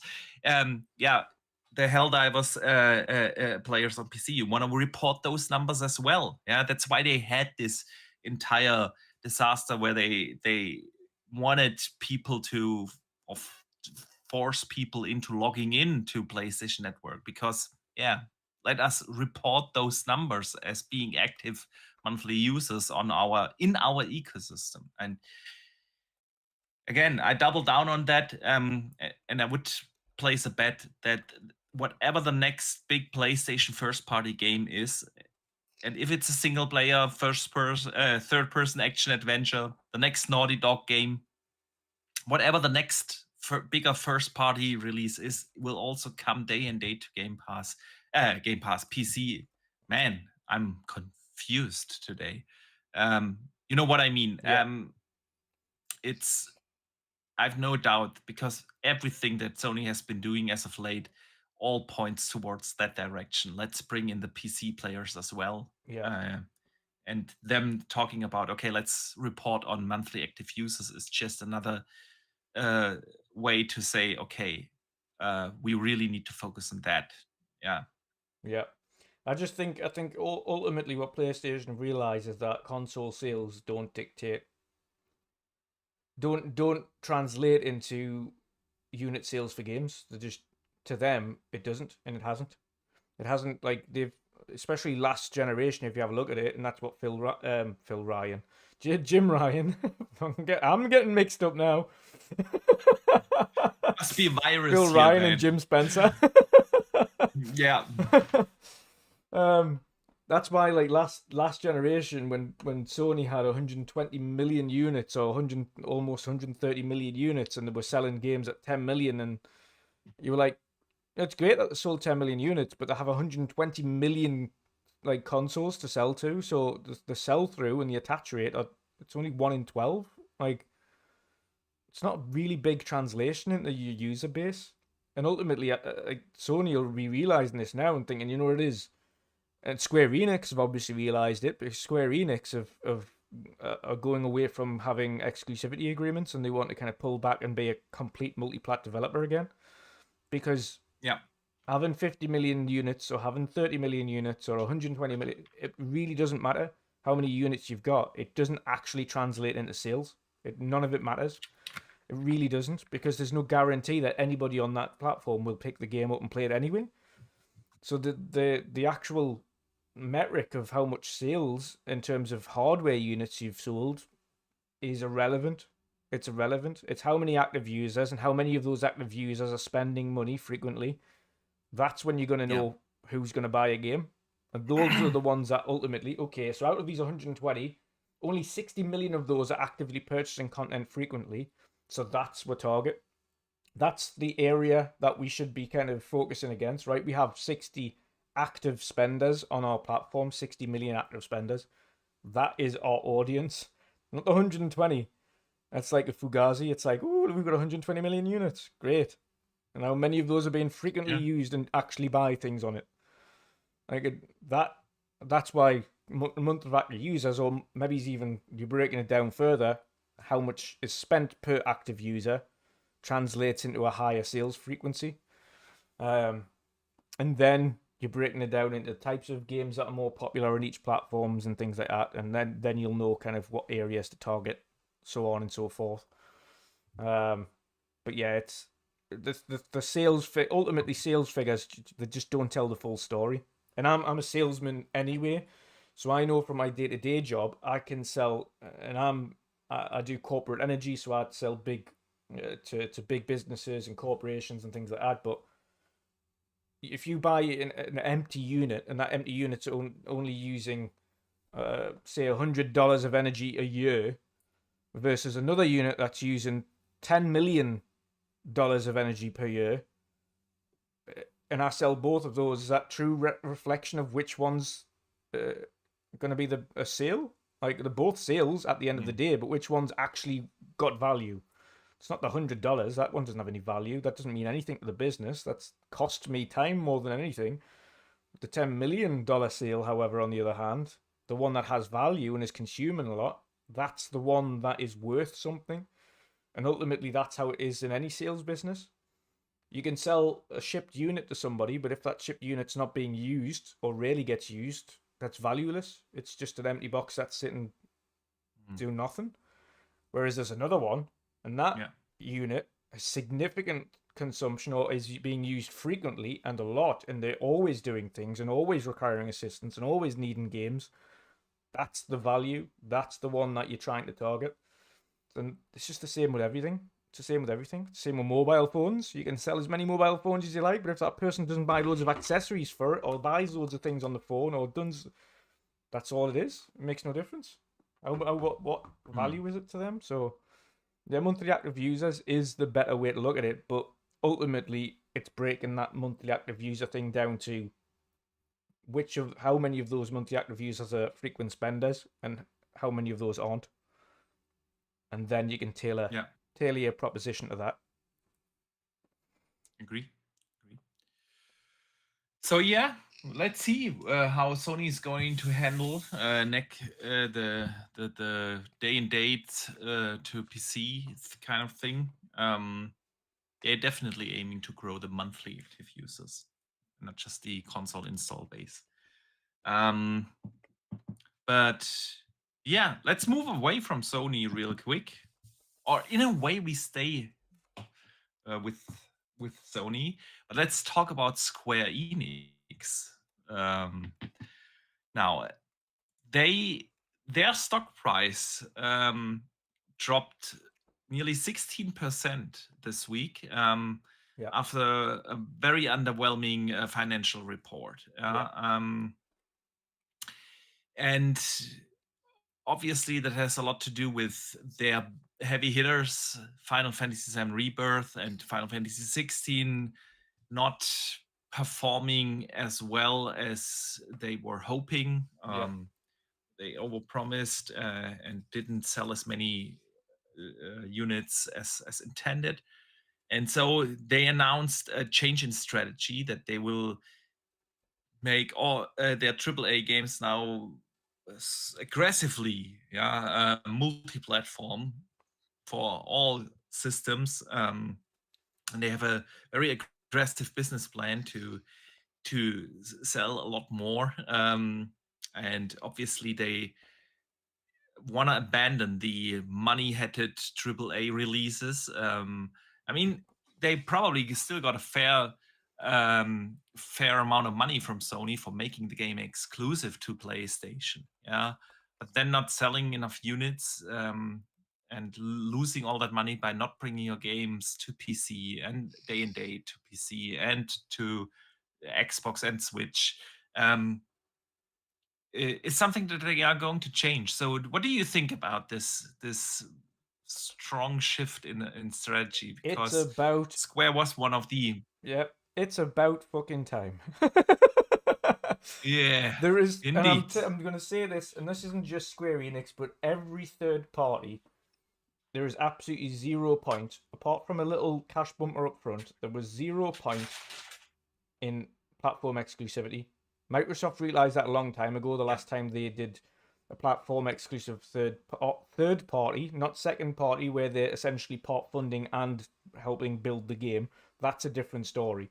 When we're talking about an actual third party developer, money hacking games like that, I think the last one Xbox did for an actual third party like that, where they haven't helped fund it full stop, was Tomb Raider. When they got the exclusivity for Tomb Raider. You still, and everybody should still absolutely expect indie titles to go exclusive on platforms day and date, and then release on other platforms at a later date, because indies do actually need that kind of support. So still expect indie studios to have those kinds of exclusivity agreements with both platforms. That does help them. But with regards big corporations like your Square Enix and your Ubisofts and your EAs and things like that, none of those studios, and Rockstar is exactly the same, none of those studios should be money hatted or should be timed exclusive on any platform. It makes absolutely no sense. Makes no sense. Yeah. What about Stalker 2? I mean, they're gonna do that this year with Stalker 2. Yeah, timed exclusivity. Yep, timed exclusivity. That's right. But again, I think that's ultimately down to the developer. If you have a read of what they're saying, and it's ultimately that's all they've got time to do. It's not that they aren't releasing it on every platform and potentially won't in the future. But Xbox is the one that supported them originally. They're the one that's given them the backing, and that's why the game is coming out. And stood by them throughout the conflicts and their reorganization and everything like that, and have done a lot for them. So ultimately, that's the decision on the developer in order to, okay, we're going to get the game out. It's going to go exclusive on Xbox first and PC, Xbox, PC, Steam. They've never once said it's never coming to PlayStation. That game, by the way, and I fully believe that game will be on PlayStation within a year after its release. But ultimately, the only thing they said they don't have a PlayStation version in the works right now. That's what they said. Yeah, because they're just focusing on one. It's again with indie studios, and that is an indie studio. You're gonna get those. You will, and you'll continue to get those because they do need support. But with big corporations like your Square Enixes, and I would even say same would apply to the likes of CDPR, but they've never done that. But your big corporations, like your Squares and your EAs and your Ubis and things, and your Take-Twos and Rockstars and things, that really it does nothing for them. It absolutely does nothing for them. Yeah, like you say, a little cash bumper, but at the same time, you could just pay. You could pay the same amount and get that for marketing. So if Sony still wanted to market Final Fantasy VII, they could pay to have the marketing rights, and they could do that. It would have the same effect. It would have the absolutely same effect as it would if you paid for exclusivity. Yeah, marketing deals. I would still much rather prefer like day one Game Pass launch, something like that. I don't really have a benefit from a game being exclusive to Xbox or PlayStation, a third-party game, you know. Well, to PlayStation specifically, we know the power of their marketing power makes people believe that game is exclusive anyway. So it makes no difference if PlayStation because there is no marketing on the Xbox side of things for nothing. So all PlayStation have to do anyway is pay for the marketing or pay towards the marketing of the game or get the marketing rights. And it's as good to them as exclusivity because people are going to just associate that game with PlayStation anyway. Likewise with Xbox, if Xbox paid for the marketing of, for instance, Cyberpunk, when that game released, the vast majority of people were just talking about the Xbox version of Cyberpunk and the PC version because it was marketed towards Xbox. And that's how it always does that way. Like, that's just how marketing is. Effective marketing does that. And again, Cyberpunk was helped because it had Keanu Reeves in it. So you had that star factor for Cyberpunk when it released. And the likes of Spider-Man, of course, and obviously on PlayStation, that is a big star factor. But then you have a look at Final Fantasy. That's a big one over in Asian territories and the West. And having that marketing factor is exactly the same thing. You just attribute it to PlayStation. So exclusivity for big third-party studios is pointless.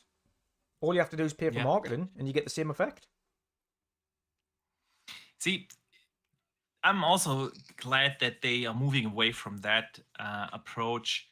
I'm still bummed, like Octopath Traveler 2 not being on the platform. You know, Final Fantasy 16 was actually an awesome game, as was Rebirth, great game. Yeah, there's no reason why Xbox players or PC players, for that matter, shouldn't have the chance to play that.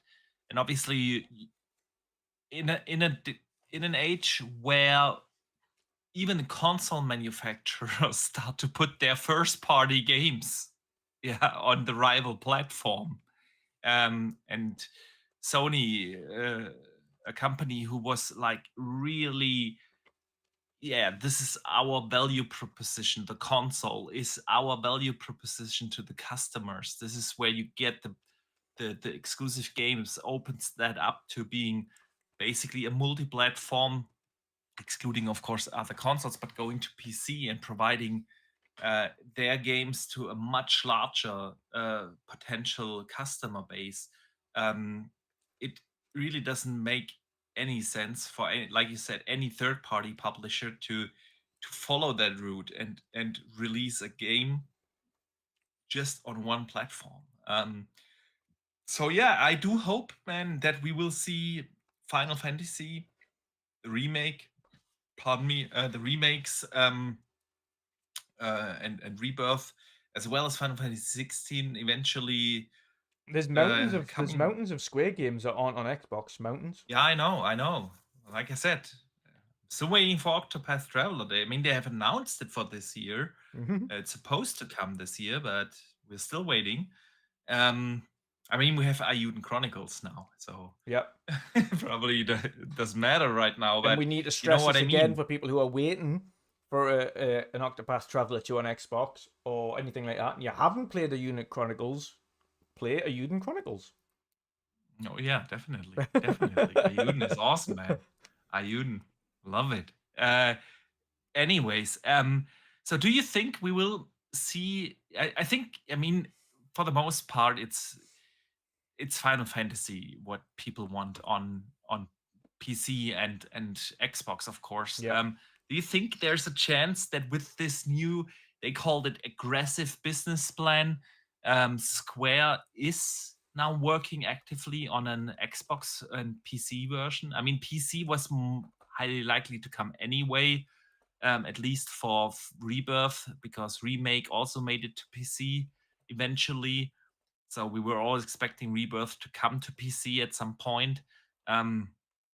I think it was, what was it, 3 or 4 months timed exclusivity is what they said before launch for Rebirth. So we should maybe in June or so, or could see a Rebirth come to PC. But do you think Xbox players will eventually be able to play those games now? Yes. Or do you yeah, I think was it's gonna only say- for further future Square games that they are going to go multi-plat? No, I don't think so. I think for them they'll be trying to get every version of their games, including 16, 7 Remake, 7 Rebirth, and the final version onto all consoles. To be fair, and all platforms. And going forwards, in terms of announcements of things like that, I can see. I think June's too close, but also I think June's going to be focused on 1P for Xbox announcements. I think it's not going to have third party. I think they're going to do another partner showcase like they did last year. If you remember that, they did a partner showcase where it was only third party announcements, and I think one of them was Final Fantasy 14. Oh no, was it? And they talked more about it at the Developer Direct in January, when they announced the beta date of Final Fantasy 14. So I think they'll do a partner showcase of similar kin this year anyway, talking about potentially that's where you might hear about your Octopath Traveler release date. Maybe hear about a Final Fantasy 16 port or something along those lines. I think maybe the one thing with the 7 remake trilogy, I would say, is it depends on whether or not they want to break the exclusivity contract or buy themselves out of it. Its likelihood is we'll probably see 7 remake and rebirth trilogy on Xbox when the trilogy is complete. When it's all out. Yeah. Yeah, okay. I think that's the likelihood for that. With regards to other Square Enix titles, I can just see them putting them on Xbox going forwards. And 16 likely to ship over to Xbox soon because they've finished their DLCs for that now. It's all done with that one. That one's finished. There's no reason to have exclusivity on that anymore for PlayStation anyway. They've already had the Rise and Tide and Echoes of the Fallen released, so yeah, that's done. What about this? What was it called? The game with the female character came out early last year, January or February last year. That really didn't do well. Man, I'm blanking on the name. This open world game with the chick. Anyway, I'm sorry, I'm blanking on the name right now. You got it? Forspoken. Yes, exactly. Forspoken. You think we might see something like that coming? Absolutely. That game did terribly. So, no, I fully expect to see 16, Forspoken, and all of those malarks on Xbox. And I will, again, I own every Final Fantasy wherever it can be owned. And I will absolutely be double dipping. On Xbox, I'll buy 16 again and finish it again. I'll buy 7 Remake again and finish it again. I'll buy 7 Rebirth and finish that again. Absolutely. I loved Remake. I'm loving Rebirth. I'm still need to finish that. I loved 16, even though I didn't think I would. I ended up loving it. I've got to play the Rise and Tides DLC, which I'm gonna love. Believe it or not, I haven't played Forspoken yet, but I'm gonna give it a chance. See what it's like. See if it's any good.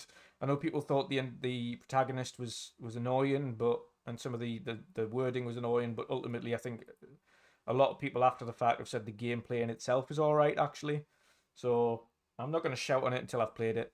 But yeah, I can see those games coming over to Xbox, no doubt. Games that didn't perform as well as they expected, like 16 and Forspoken and a few others. Yeah, Octopath Traveler 2, for instance, that massively underperformed compared to what they thought. So I can see that one going across there as well. Yeah.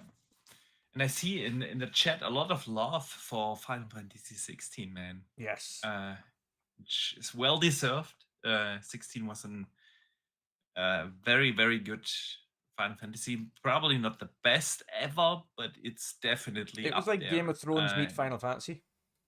Yeah, loved the story, loved the combat system. It was I had an absolute blast, and I couldn't recommend it more. Have you played the DLC yet? Are you going to play the DLC?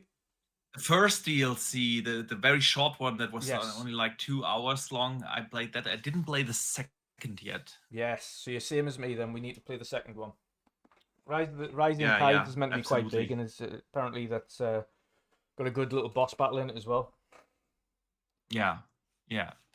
So yeah, let's see where this goes with Square. At least I think one thing is sure, that whatever comes next from them is not going to be an exclusive in any way, shape, or form. And whether we will eventually get the Final Fantasies on Xbox, let's see about that. I mean, Octopath Traveler is at least now announced, so that will come eventually. Actually, looking forward to that. Been this close to buying it actually on Steam, because it would also probably play very well on the LE. So yeah, let's see. That's another thing that got me super excited this week. And I know it's probably an unpopular opinion, because people love to hate on Ubisoft games for whatever reason, is Assassin's Creed Shadows, which was formerly codenamed Red. The one that plays in Japan got its first trailer. It was a cinematic trailer, yeah. But with that, they announced, of course, also the release date of November 15th. It's called Assassin's Creed Shadows. You will play as two protagonists in that game. A girl and a guy. And it will feature an updated version of the Anvil engine. So they're not going to move Assassin's Creed over to the Snowdrop engine. But they've updated the Anvil engine. It will have a global elimination system. It will be next gen, or we shouldn't call it next gen anymore. It's current gen only game. So Valhalla, the last open world Assassin's Creed. Yes, we had Mirage last year, but that was more like a smaller experience. Great game though. I enjoyed it. But the last big one was Valhalla, which obviously was basically a launch title for this gen and was released as cross-gen. This is now current gen only. They have released a few in-game shots. Looks absolutely stunning. I loved the tone that they set up with the cinematic trailer. They will play a lot around with stealth. That's why it's called Shadows, because they have that global illumination system now. We will be able to hide in the shadows. You will be able to shoot off like lanterns and stuff to stay hidden. And I can't remember whether it was IGN or Eurogamer or someone who described that the two main protagonists that you're going to play, it's not going to be like in Odyssey where you had to choose, okay, I'm going to play as Cassandra or as Alejandro. Or what was he called? Yeah, you know what I mean? You had to choose at the beginning of the game. You're going to either be playing as the male or the female character, and then you had to go through, but it's more like in Syndicate, where you go back and forth in between the two characters. So you will be playing both of them depending on what you do in the story. And everything I've heard about this game in the previews that are up there, and as well as the trailer, it just looks awesome. And I'm actually super excited for Assassin's Creed Shadows.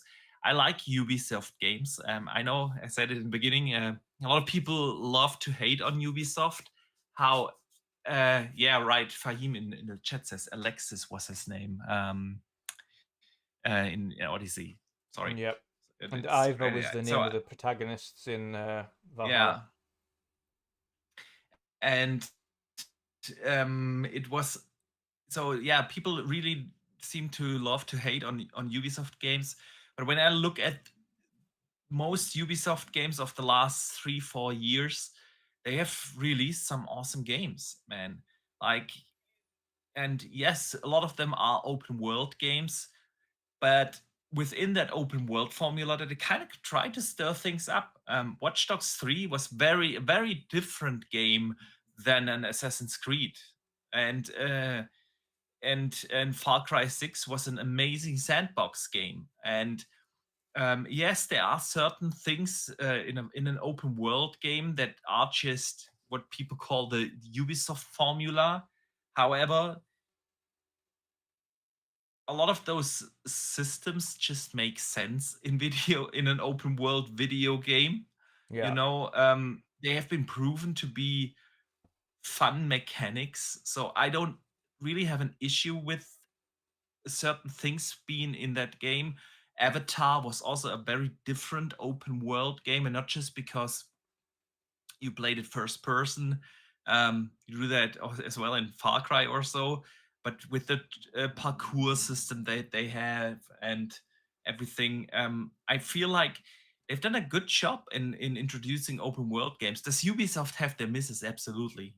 Yeah, like every publisher has that. And with Ubisoft, that is especially true because they release so many quirky games, you know, from the Let's Dances to Mario meets Rabbids to, I don't know. But overall, I think for the most part, the bigger Ubisoft games are fun. I enjoyed Avatar and Watch Dogs and Far Cry and even Assassin's Creed Mirage. Yeah, and when I look at Ubisoft this year, they're absolutely on fire. Earlier this year they launched Prince of Persia, which I'm so glad that they gave that game a chance. It's a 2D side scroller Metroidvania and a really, really good one. Yeah. Then they have Star Wars Outlaws coming, which looks absolutely phenomenal. We're gonna be playing that in September. Then of course with Assassin's Creed Shadows, I was posting on Twitter like, okay, I'm excited for that. And usually when I post anything Ubisoft related that I like, I get like 10 to 100 comments under that stupid Ubisoft Ubisoft formula and blah blah blah. But this time, people, for the very, very most part, responded very, very positively. So, guys, I also want to know from you guys in the chat, what do you think? Are you excited about Assassin's Creed Shadows? Dutch, what do you think? Obviously, can tell I'm excited, but yeah, this is the only one out of the kind of lineup of Assassin's Creed that I was really looking for. I've been waiting for Hexen, man. Yeah. Hexen sounds also very interesting. But we don't know enough about it yet. And this one, though, as soon as I knew it was feudal Japan, that was me sold. Yeah. So I've been looking forward to this one for a while, and then the controversy, if you want to put it like that, is just people that don't know the history of samurais, and Yasuke, the main character, is based on the first black samurai, or the first person of color, if you want to be politically correct, because Yasuke was in history the first person of color that was a samurai. If they chose to use that character, then they chose to use that character. It's nothing to do with DEI. It's just a historical figure. Again, it doesn't mean the entire game has to be historically accurate. We've seen that with Valhalla. We've seen that with Origins. Like, none of those games are historically accurate, but they do use centralized figures from those regions, certain people from those time frames, to base it upon and then tell their story from. So the controversy was idiotic at best, and anybody trying to claim that they as it mostly is. Yeah. It's my only thought about this honestly was, it's kind of interesting to see, because it's for the first time in an Assassin's Creed game that you actually play a historic character. Yeah, because all other protagonists have always been made up. And this one isn't. I thought that's a very interesting approach. But, I mean, like you say with Valhalla, you didn't play it as a historical character. You played as Ivor, but in essence, you were apparently the brother, or you were Odin technically. If you go into the later parts of the game, you were essentially Odin.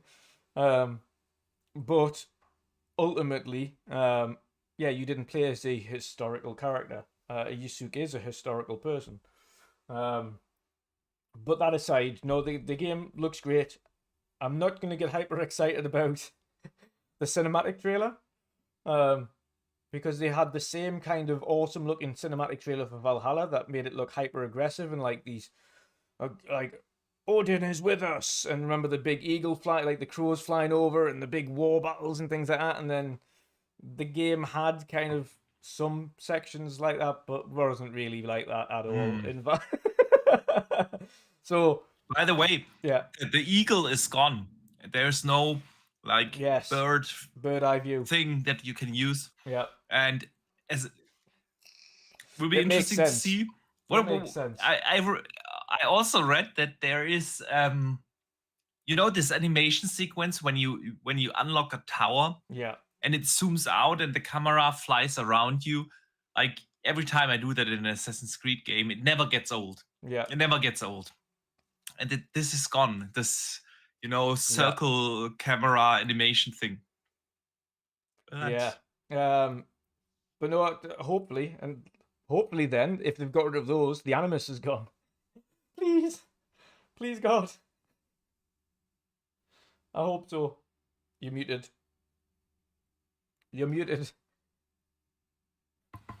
Yeah, I totally agree there. I know that the Animus was like what Assassin's Creed basically founded, and the entire story is based around this idea. But after the Ezio trilogy, it was basically over, that storyline.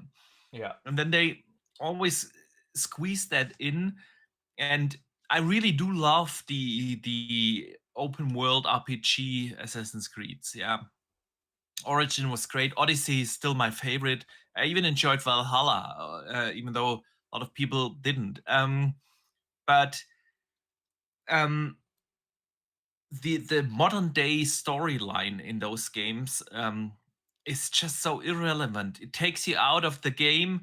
You have to walk around in modern days, read 3 emails, and then you're back to the Animus. There's really no story told. But it also doesn't really make much sense It to the doesn't meld times, together. because if you think of, like, there wasn't a Persian assassin running around with Vikings in York, like, and there wasn't Persian assassins running around with the Egyptians. There wasn't Persian assassins running around with the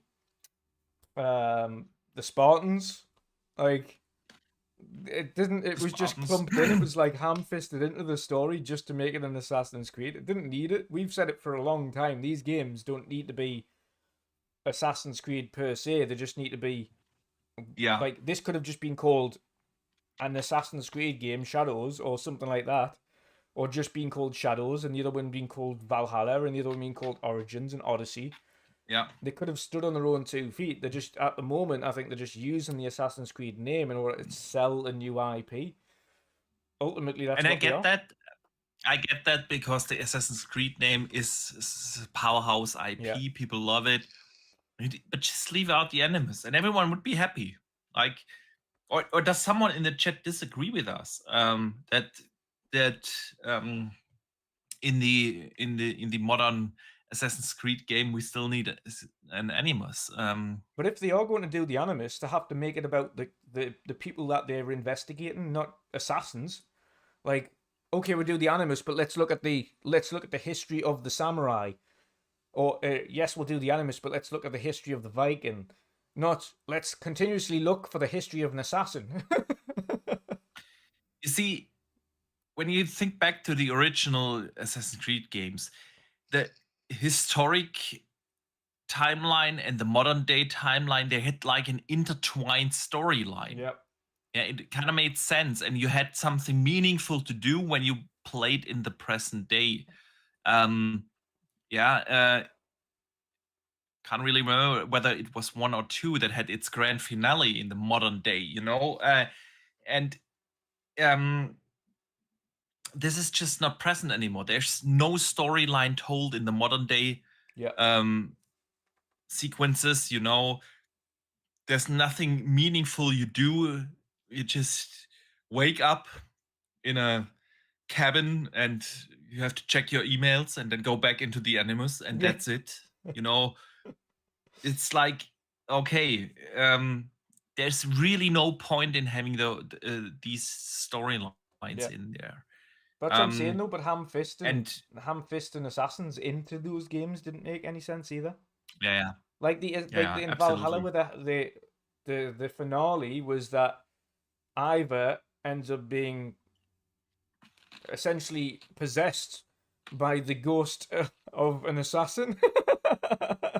You're like, what? So at the end of the game, in post-game, you're not actually Ivor. You're the assassin that has hijacked your body. No. Like, what sense does that make? Why does that make any difference? Like, what's the point in that? Nothing. I don't know. Yeah, that's the thing. That's the thing, you know. So yeah, but besides that, I'm genuinely excited for that, and I think like Ubisoft is going to have a killer year with Outlaws, which also looks phenomenal. Yeah, Prince of Persia was awesome. So yeah, I'm actually this time I'm really looking forward to the Ubisoft Forward. Yep. Showcase. Yeah, with those 2 alone, Assassin's Creed, we will probably see gameplay. Yeah. I mean, it's a safe bet. Yeah, no insider knowledge. Yeah. Don't need to have insider knowledge to know that it's going to be at the Ubisoft Forward event. As well as, of course, Star Wars Outlaws is going to be there. And now all they need to do is finally show us something Splinter Cell related. Yes. I mean, the remake has been, what now, also like announced, I want to say 3 years ago. Yeah. Could be 4 years, a long time ago. So if they could do that, pull that off, show us the Assassin's Creed Shadows gameplay, Outlaws we already know looks great, but you're gonna get excited when you see more of that, and then finally show us Splinter Cell. That's gonna be one hell of a show. Yep, agree. Be a good Ubisoft show. Yeah. As long as Speaking we of don't shows, see Just Dance ever again, I'll be fine. yeah, That's we will see Happy Dance. You know that we're gonna see that. it's the worst, most And cringe moment in the world. We had to do that like 10-minute long Just Dance segment at the beginning. You're like, oh my god, yeah, no. it's like you have to be prepared. It's not like like an Xbox or PlayStation show where you just hope to see like, oh, cool game after cool game. That's not what Ubisoft is, because No. that's just what they have, and they make a shitload of money off of those games as well. So Yeah, there is an audience. I just don't think that audience, that the gamers that are actually excited about a Just Dance, turn into a Ubisoft showcase. I agree. These showcases are always, they are not marketing events. They are basically for the fans. Yeah, and fans of a Ubisoft, and fans of an EA, or fans of Xbox, they turn, or PlayStation, yeah, they turn in the respective showcases to get excited about what they can play on the platform in the future. But a casual who just buys Just Dance every year for their daughters or so, yeah, they are not going to tune into these showcases. And that's why I just don't understand why they have these quirky games every year there, when they could actually make the show just a little shorter and better paced, by showing the games that actual gaming fans that watch the show are excited about. Yep. But yeah, JB 1521 in the chat says, yeah, they just canceled Heartland. Yep. That's true. The Division Heartland, the free-to-play Division game, just got canceled, which I also thought like kind of a weird move, because I feel it felt to me, at least, as if development was pretty far along. Yeah, from what I've seen last time, the full-on gameplay sequences and everything like that looked like it was almost done. Yeah.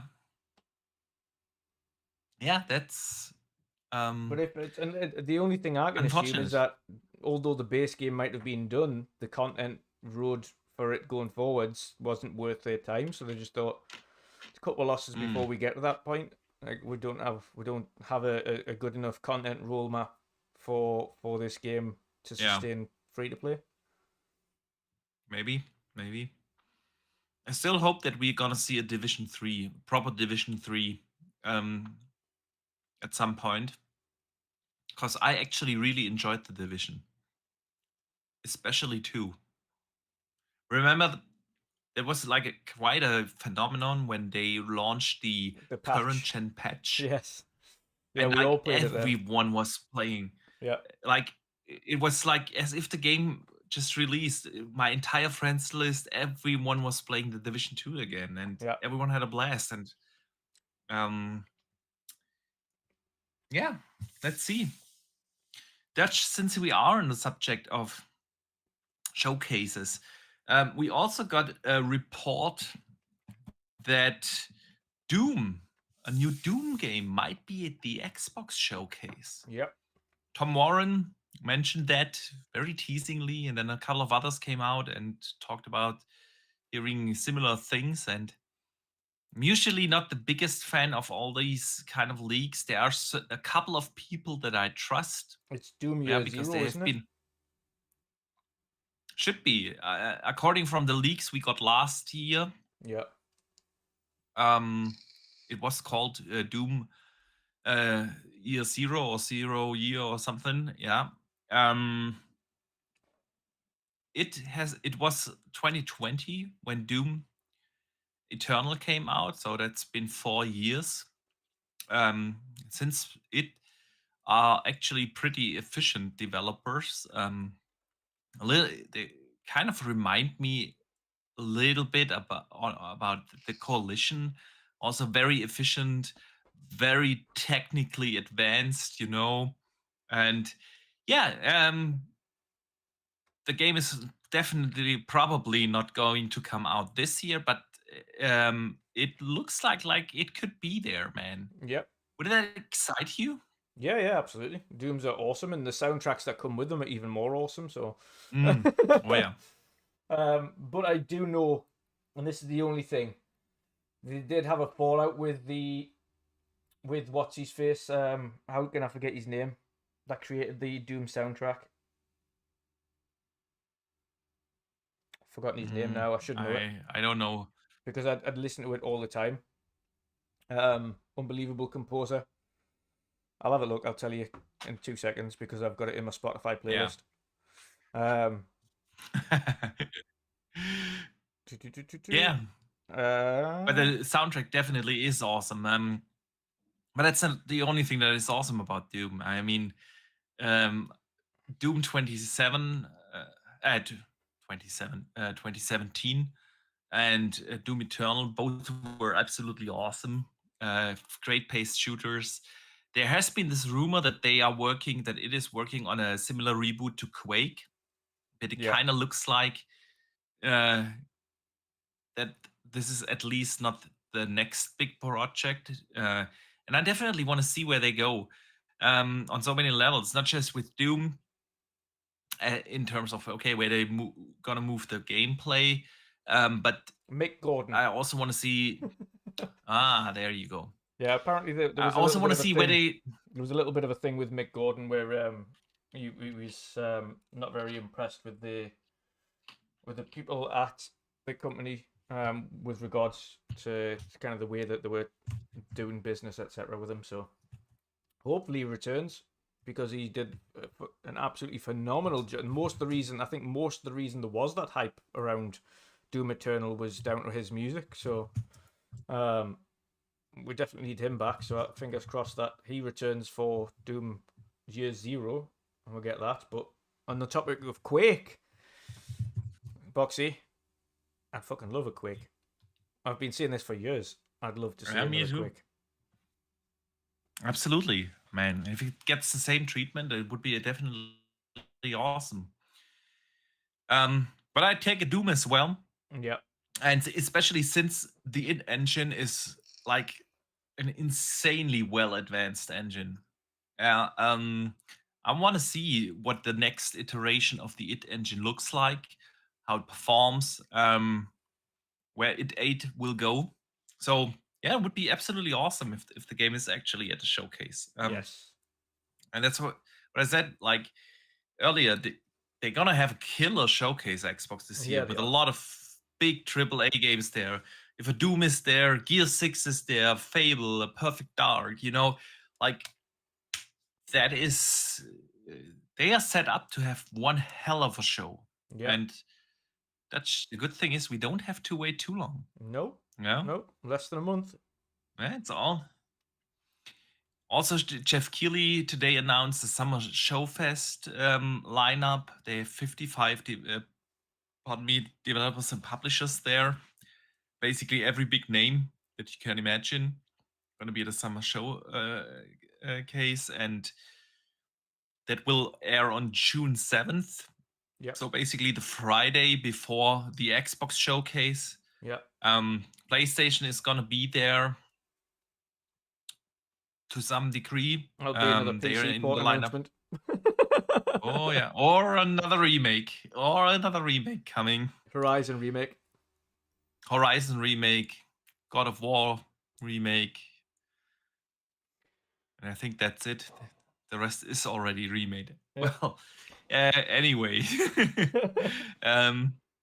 Days Gone remake. I wonder if PlayStation is actually gonna have similar to last year and their own showcase. Oh, you would think prior to these. You would think so. You would definitely think so.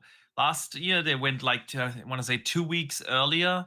So it's probably a safe bet to assume that they're gonna do that as well. But since the showcase season starts already in almost 3 weeks, that means we should get. Why haven't they announced it? Yeah, maybe they tend to announce these showcases much closer to when they actually air, not like usually weeks like and weeks in within advance. within a week or a day, or a couple of days.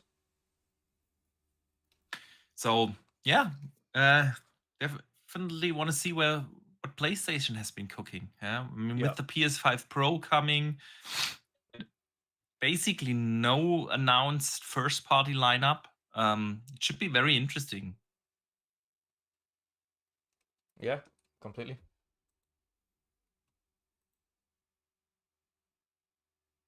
You okay there, Boxy?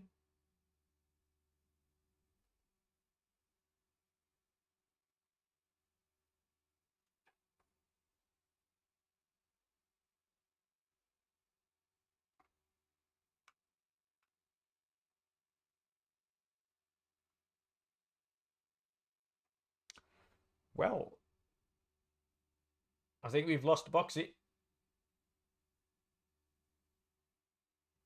So for everybody on my channel, I think we've lost Boxenberger. I don't know what's happened to him. What do you guys want to talk about? Oh dear. Well, hello.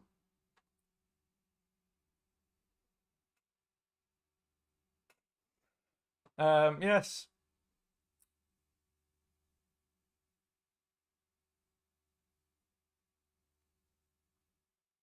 I don't know what happened to Boxy. I don't know whether or not he's crashed or something has occurred.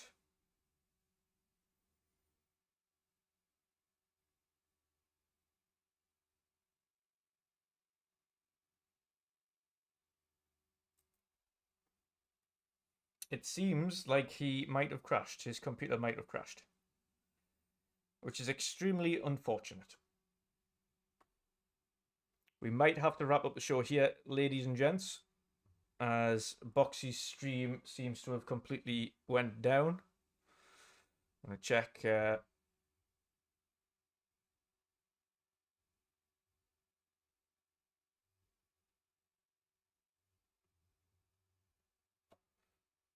to see what's happening, but it looks like we may be ending. Yeah, he's gone.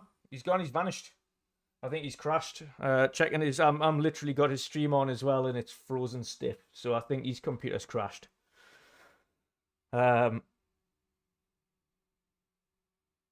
Which is unfortunate. Which is unfortunate.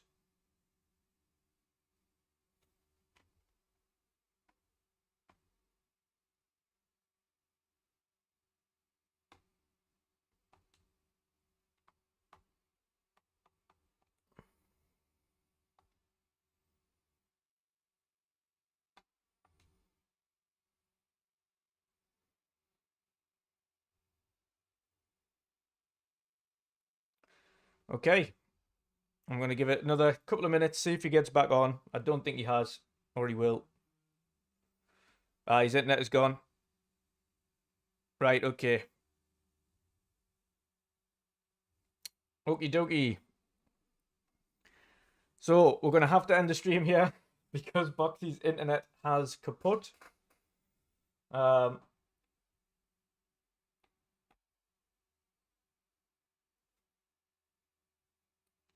So, yes, unfortunately, ladies and gents, we're going to have to end the stream here for tonight. Thank you for tuning in to this podcast. Boxy's internet's gone. I can see your super chat on the screen though on Dazarus. So thanks for the super chat for Boxy. He said, "I've sent you a super chat. Now you have to say that that pineapple on pizza rocks. Say it like you mean it, boxer shorts." But yeah, yes, I was playing Halo on Series X. That's right. Thank you, Junkmail. You have a nice evening as well. We'll wrap up the show for tonight. Hope everybody enjoyed it. Yes, Halo on Xbox is insane, especially when this is a custom game, so we're just rocking out with friends, and it's super quick, super fun. As you can see, it's really quick.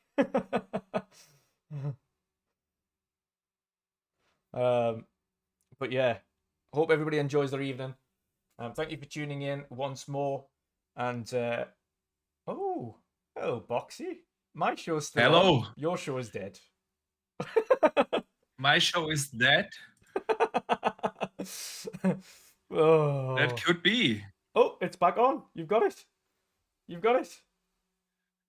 I got it back. Yeah, I didn't cancel OBS, so I hope I'm back. You are. I I'm can not see sure. it, Am I 'cause I'm back? watching. Really? I'm watching. You On my YouTube channel?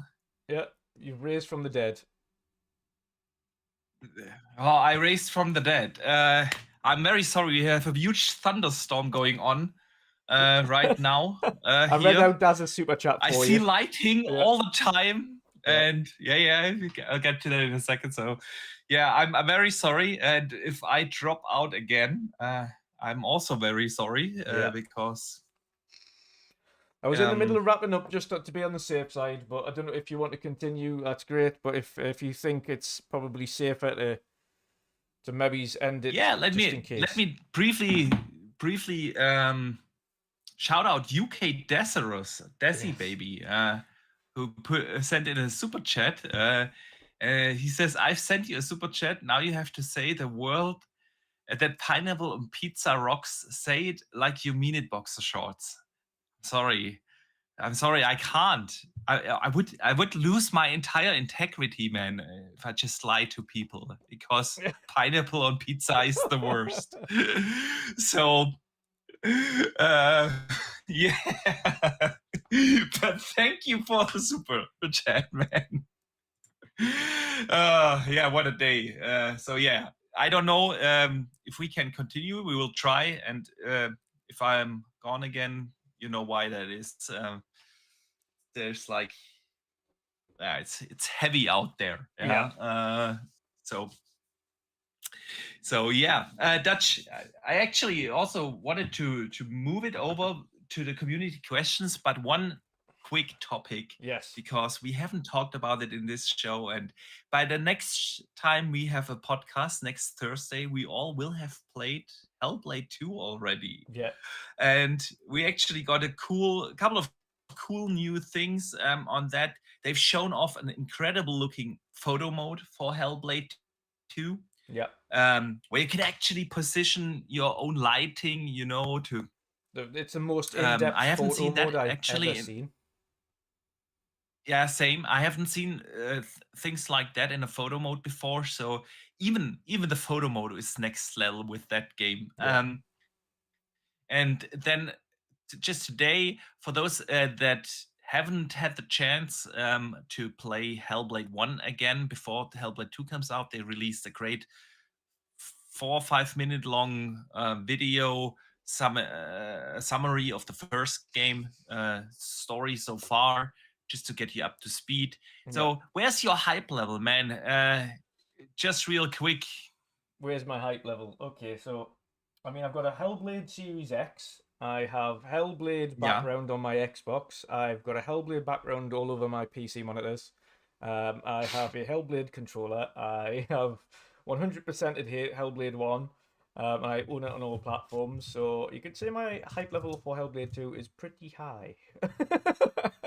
Very good. I will be 100%ing this game on Xbox. Absolutely. And I will be owning it as well. It's a game I want to own because I own the first one, so I will be owning this game. Nice. So I've got it. Pre-installs are available, by the way. You can download it already.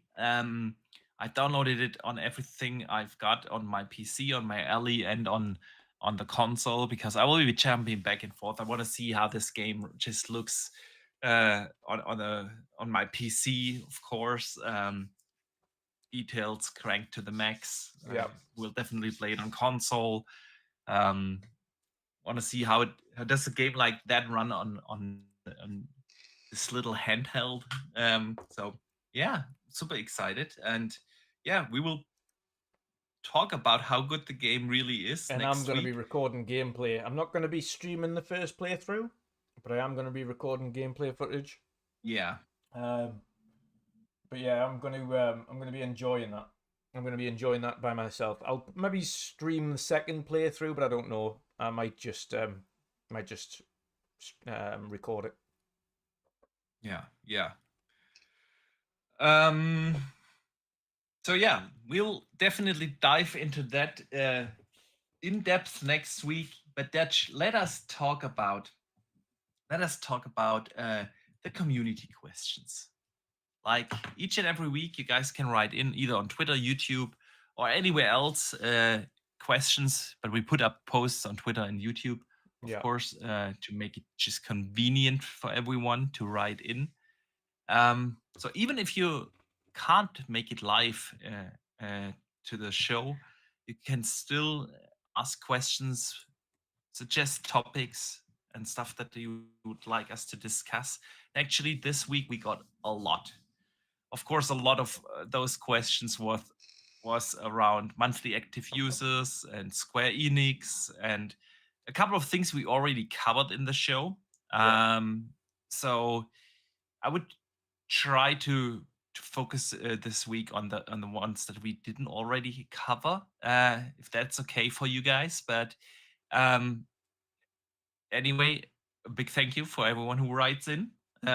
So Parasite Green writes in, are we finally going to see Contraband gameplay reveal this summer, or has it been put back in the oven to cook a little longer? No, I think we'll see it this year. You would think so, right? I've heard a lot of things about it. I've heard a lot of things from people who have seen it. Saying so what did you hear? It's in a really good place. I can't say anything about the specifics because it's detailing gameplay and how the gameplay looks and how the gameplay works and everything like that. So I'll let them show that when it gets shown. But yeah, as far as I've heard and I'm aware, the game's in a really good place. So it's just a case of them showcasing it. I don't know when they'll have it slated for release, but I'd probably imagine it would be next year at some point, as opposed to this year. But yeah, I think it's actually in a pretty good place from what I'm hearing. So I would hope and I would imagine we would see it this year. Sweet. Yeah, I mean, listen, they announced it 3 years ago, and when they have shown that the little teaser trailer, they said, we have been working on that game for more than 3 years with, pardon me, blanking on the developer right now. Avalanche, thank you. So that makes, in my book, at least 6 years development time by this year. Yeah. So yeah, I would assume that it's going to be there. And if not, I'm not sure if the game maybe even has been canceled. But after hearing what you said, I'm pretty confident that we'll see it this year. Yeah. Another potential hit, honestly. Avalanche are great. Yeah. Ninja Squirrel writes in, with the money behind Xbox and the success it's overtook Windows as the second biggest income for Microsoft, why has advertisement and marketing been so poor the past 12 months? Who's to blame?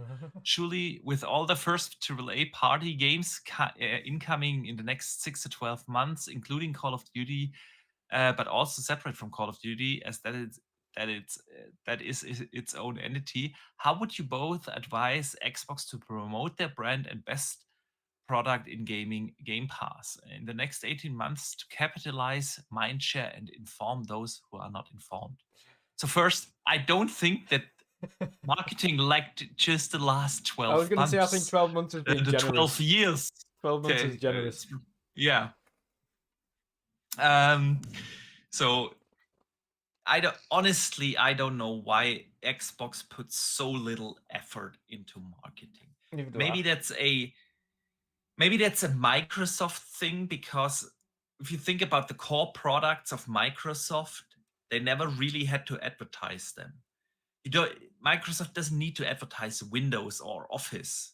No. They don't. Yeah, it's like outside of the Apple ecosystem, that's they have basically a monopoly. Every company is using Windows. Almost every private user is Windows. You don't have to market that. You also don't have to market your cloud efforts. Because you're not gonna sell that through, I don't know, a TV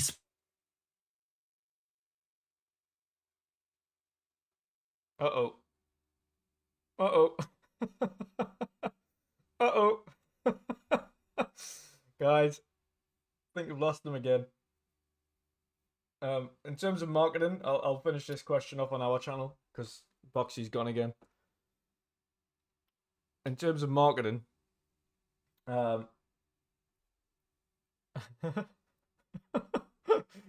yeah, I can't see Xbox spending or changing their ways, and I think it's a Microsoft problem, not an Xbox problem per se. I think Microsoft have never been good at marketing, and that's because they haven't needed to. The products that they've marketed aren't things that you market. You don't market OneDrive, you don't market Outlook, you don't market Office 365, you don't market Windows. Like it just sells. It does what it needs to do because people need to use it for their requirements. You don't need to market it. Everybody knows what Office is. Everybody knows what Outlook is. Everybody knows what all of those things are. So ultimately, it just sells and it does its own job. The marketing aspect of it is something that Microsoft have never been good at, and it's been shit since day dot, unfortunately.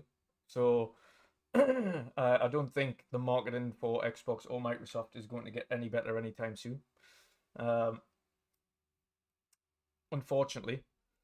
And in Boxy's sense, lightning absolutely strikes twice. Junk mail. His internet's down twice in a row. I'm surprised he managed to get back on again to start taking community questions, and we managed to answer another question on Hellblade and things like that. So, yes. This is wild. I'm so glad we've got nice sunny weather over here. But my internet never goes off in a thunderstorm either, so I'm very lucky that way. Very lucky that way. Poor Boxy. Any other questions in the chat that I can answer? Just while we wait to see if the poor chap gets back online.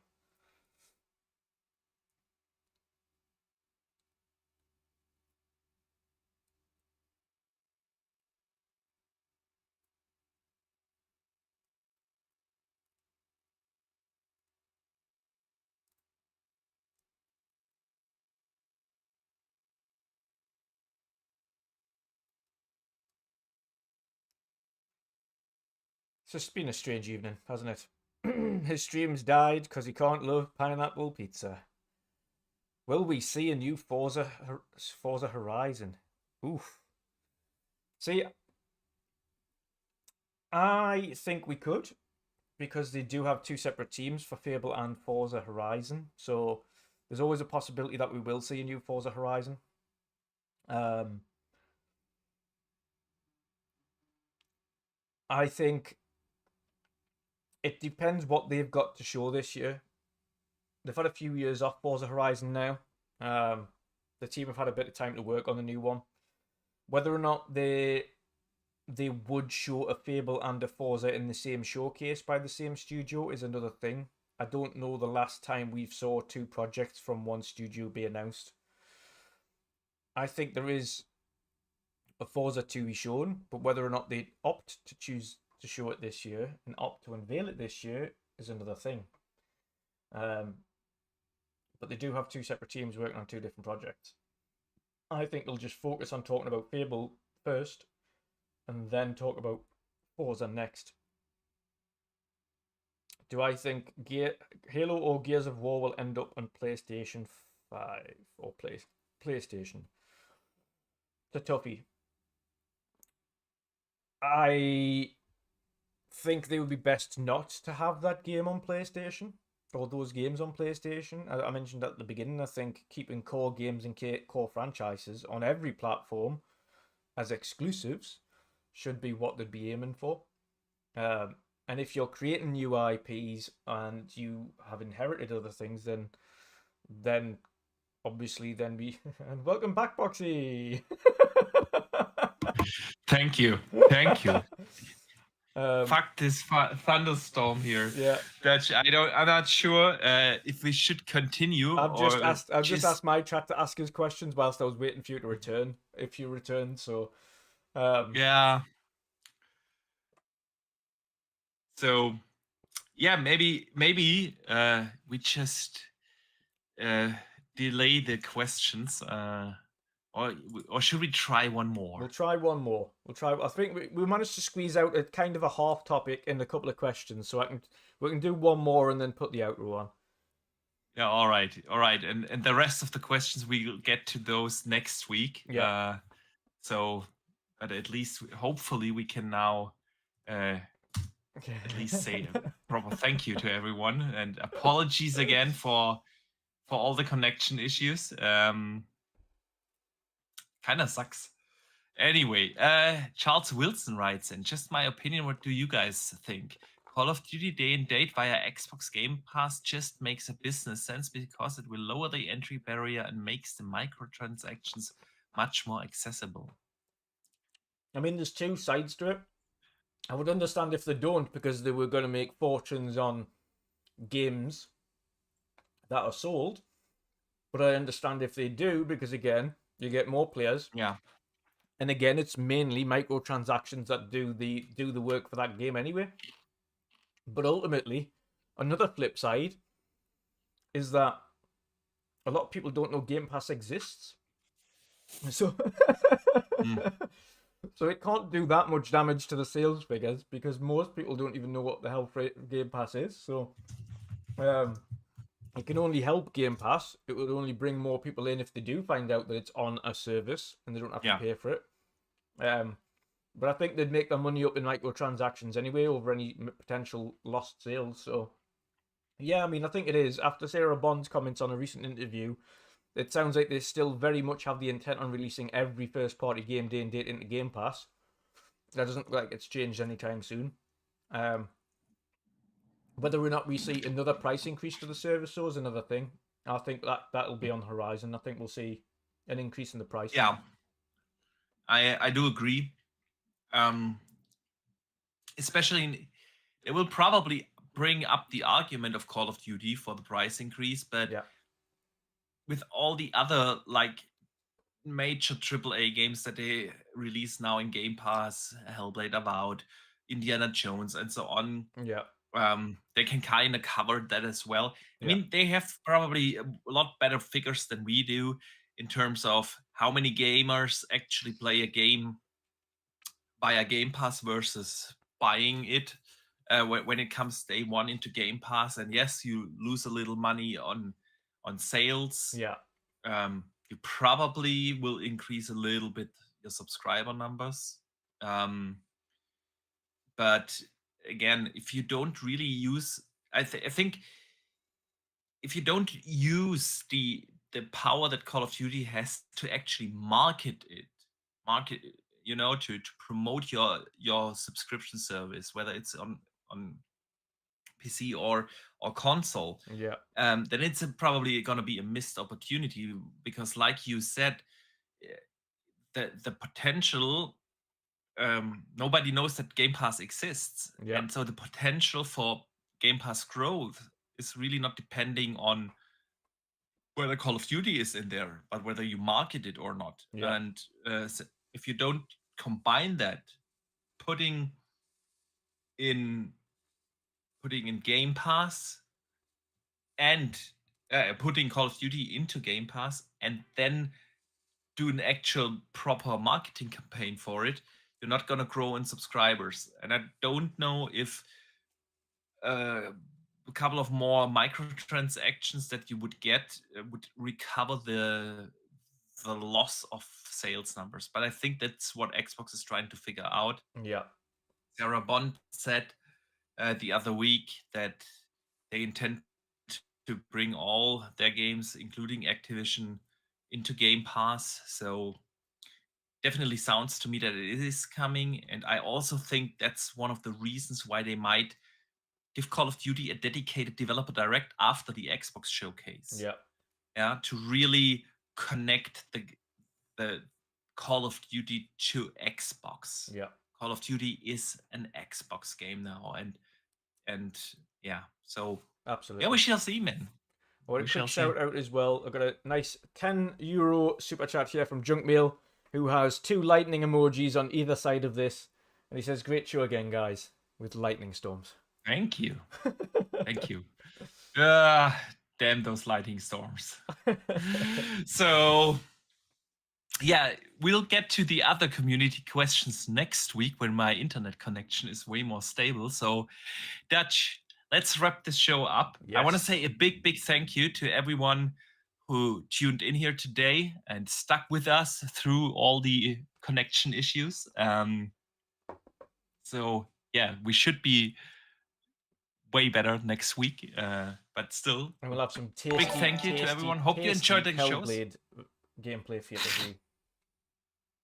Absolutely. And we are just probably going to ramble on for a very long time on what we think about the game. Yep. And I can't wait. So yeah, guys, again, a big thank you. Hope you guys enjoyed the show. Dutch, let everyone know what you are working on. Yes. So I'm still trying to figure out what to do with the channel going forwards. I enjoy streaming from time to time, but ultimately it's too taxing as well when you've got a very busy life to stream consistently. So I want to try and find some kind of content roadmap or something to do for the channel that people will enjoy. So I'm still figuring those things out, but ultimately until that happens, it's just the podcast every week, and potentially the occasional stream. But yeah, that's it for me at the moment. And of course we will be covering the showcases, every one of them. We'll be doing live streams for. So we'll be covering all of them, no matter what they are. I'll be covering them live. So you can join us for those. But yeah, other than that, you can find me everywhere at WandrinDutch. Sweet. Yeah, about the showcases, definitely. We will, as every year, cover them all. Yeah. Do post shows to discuss everything that was announced. We also gonna do like a big prediction show like every year, with tons of content creators dropping in and out, like we did the last 3-4 years here on this channel. The day before the Xbox showcase, that has always been fun, and we're gonna do that this year as well. But we'll announce all of that more in detail once we're a little closer. Yeah. But for now, yeah, let me say a big thank you again. I see you guys next week when you all hopefully have played Hellblade already. And yeah, don't forget to game on.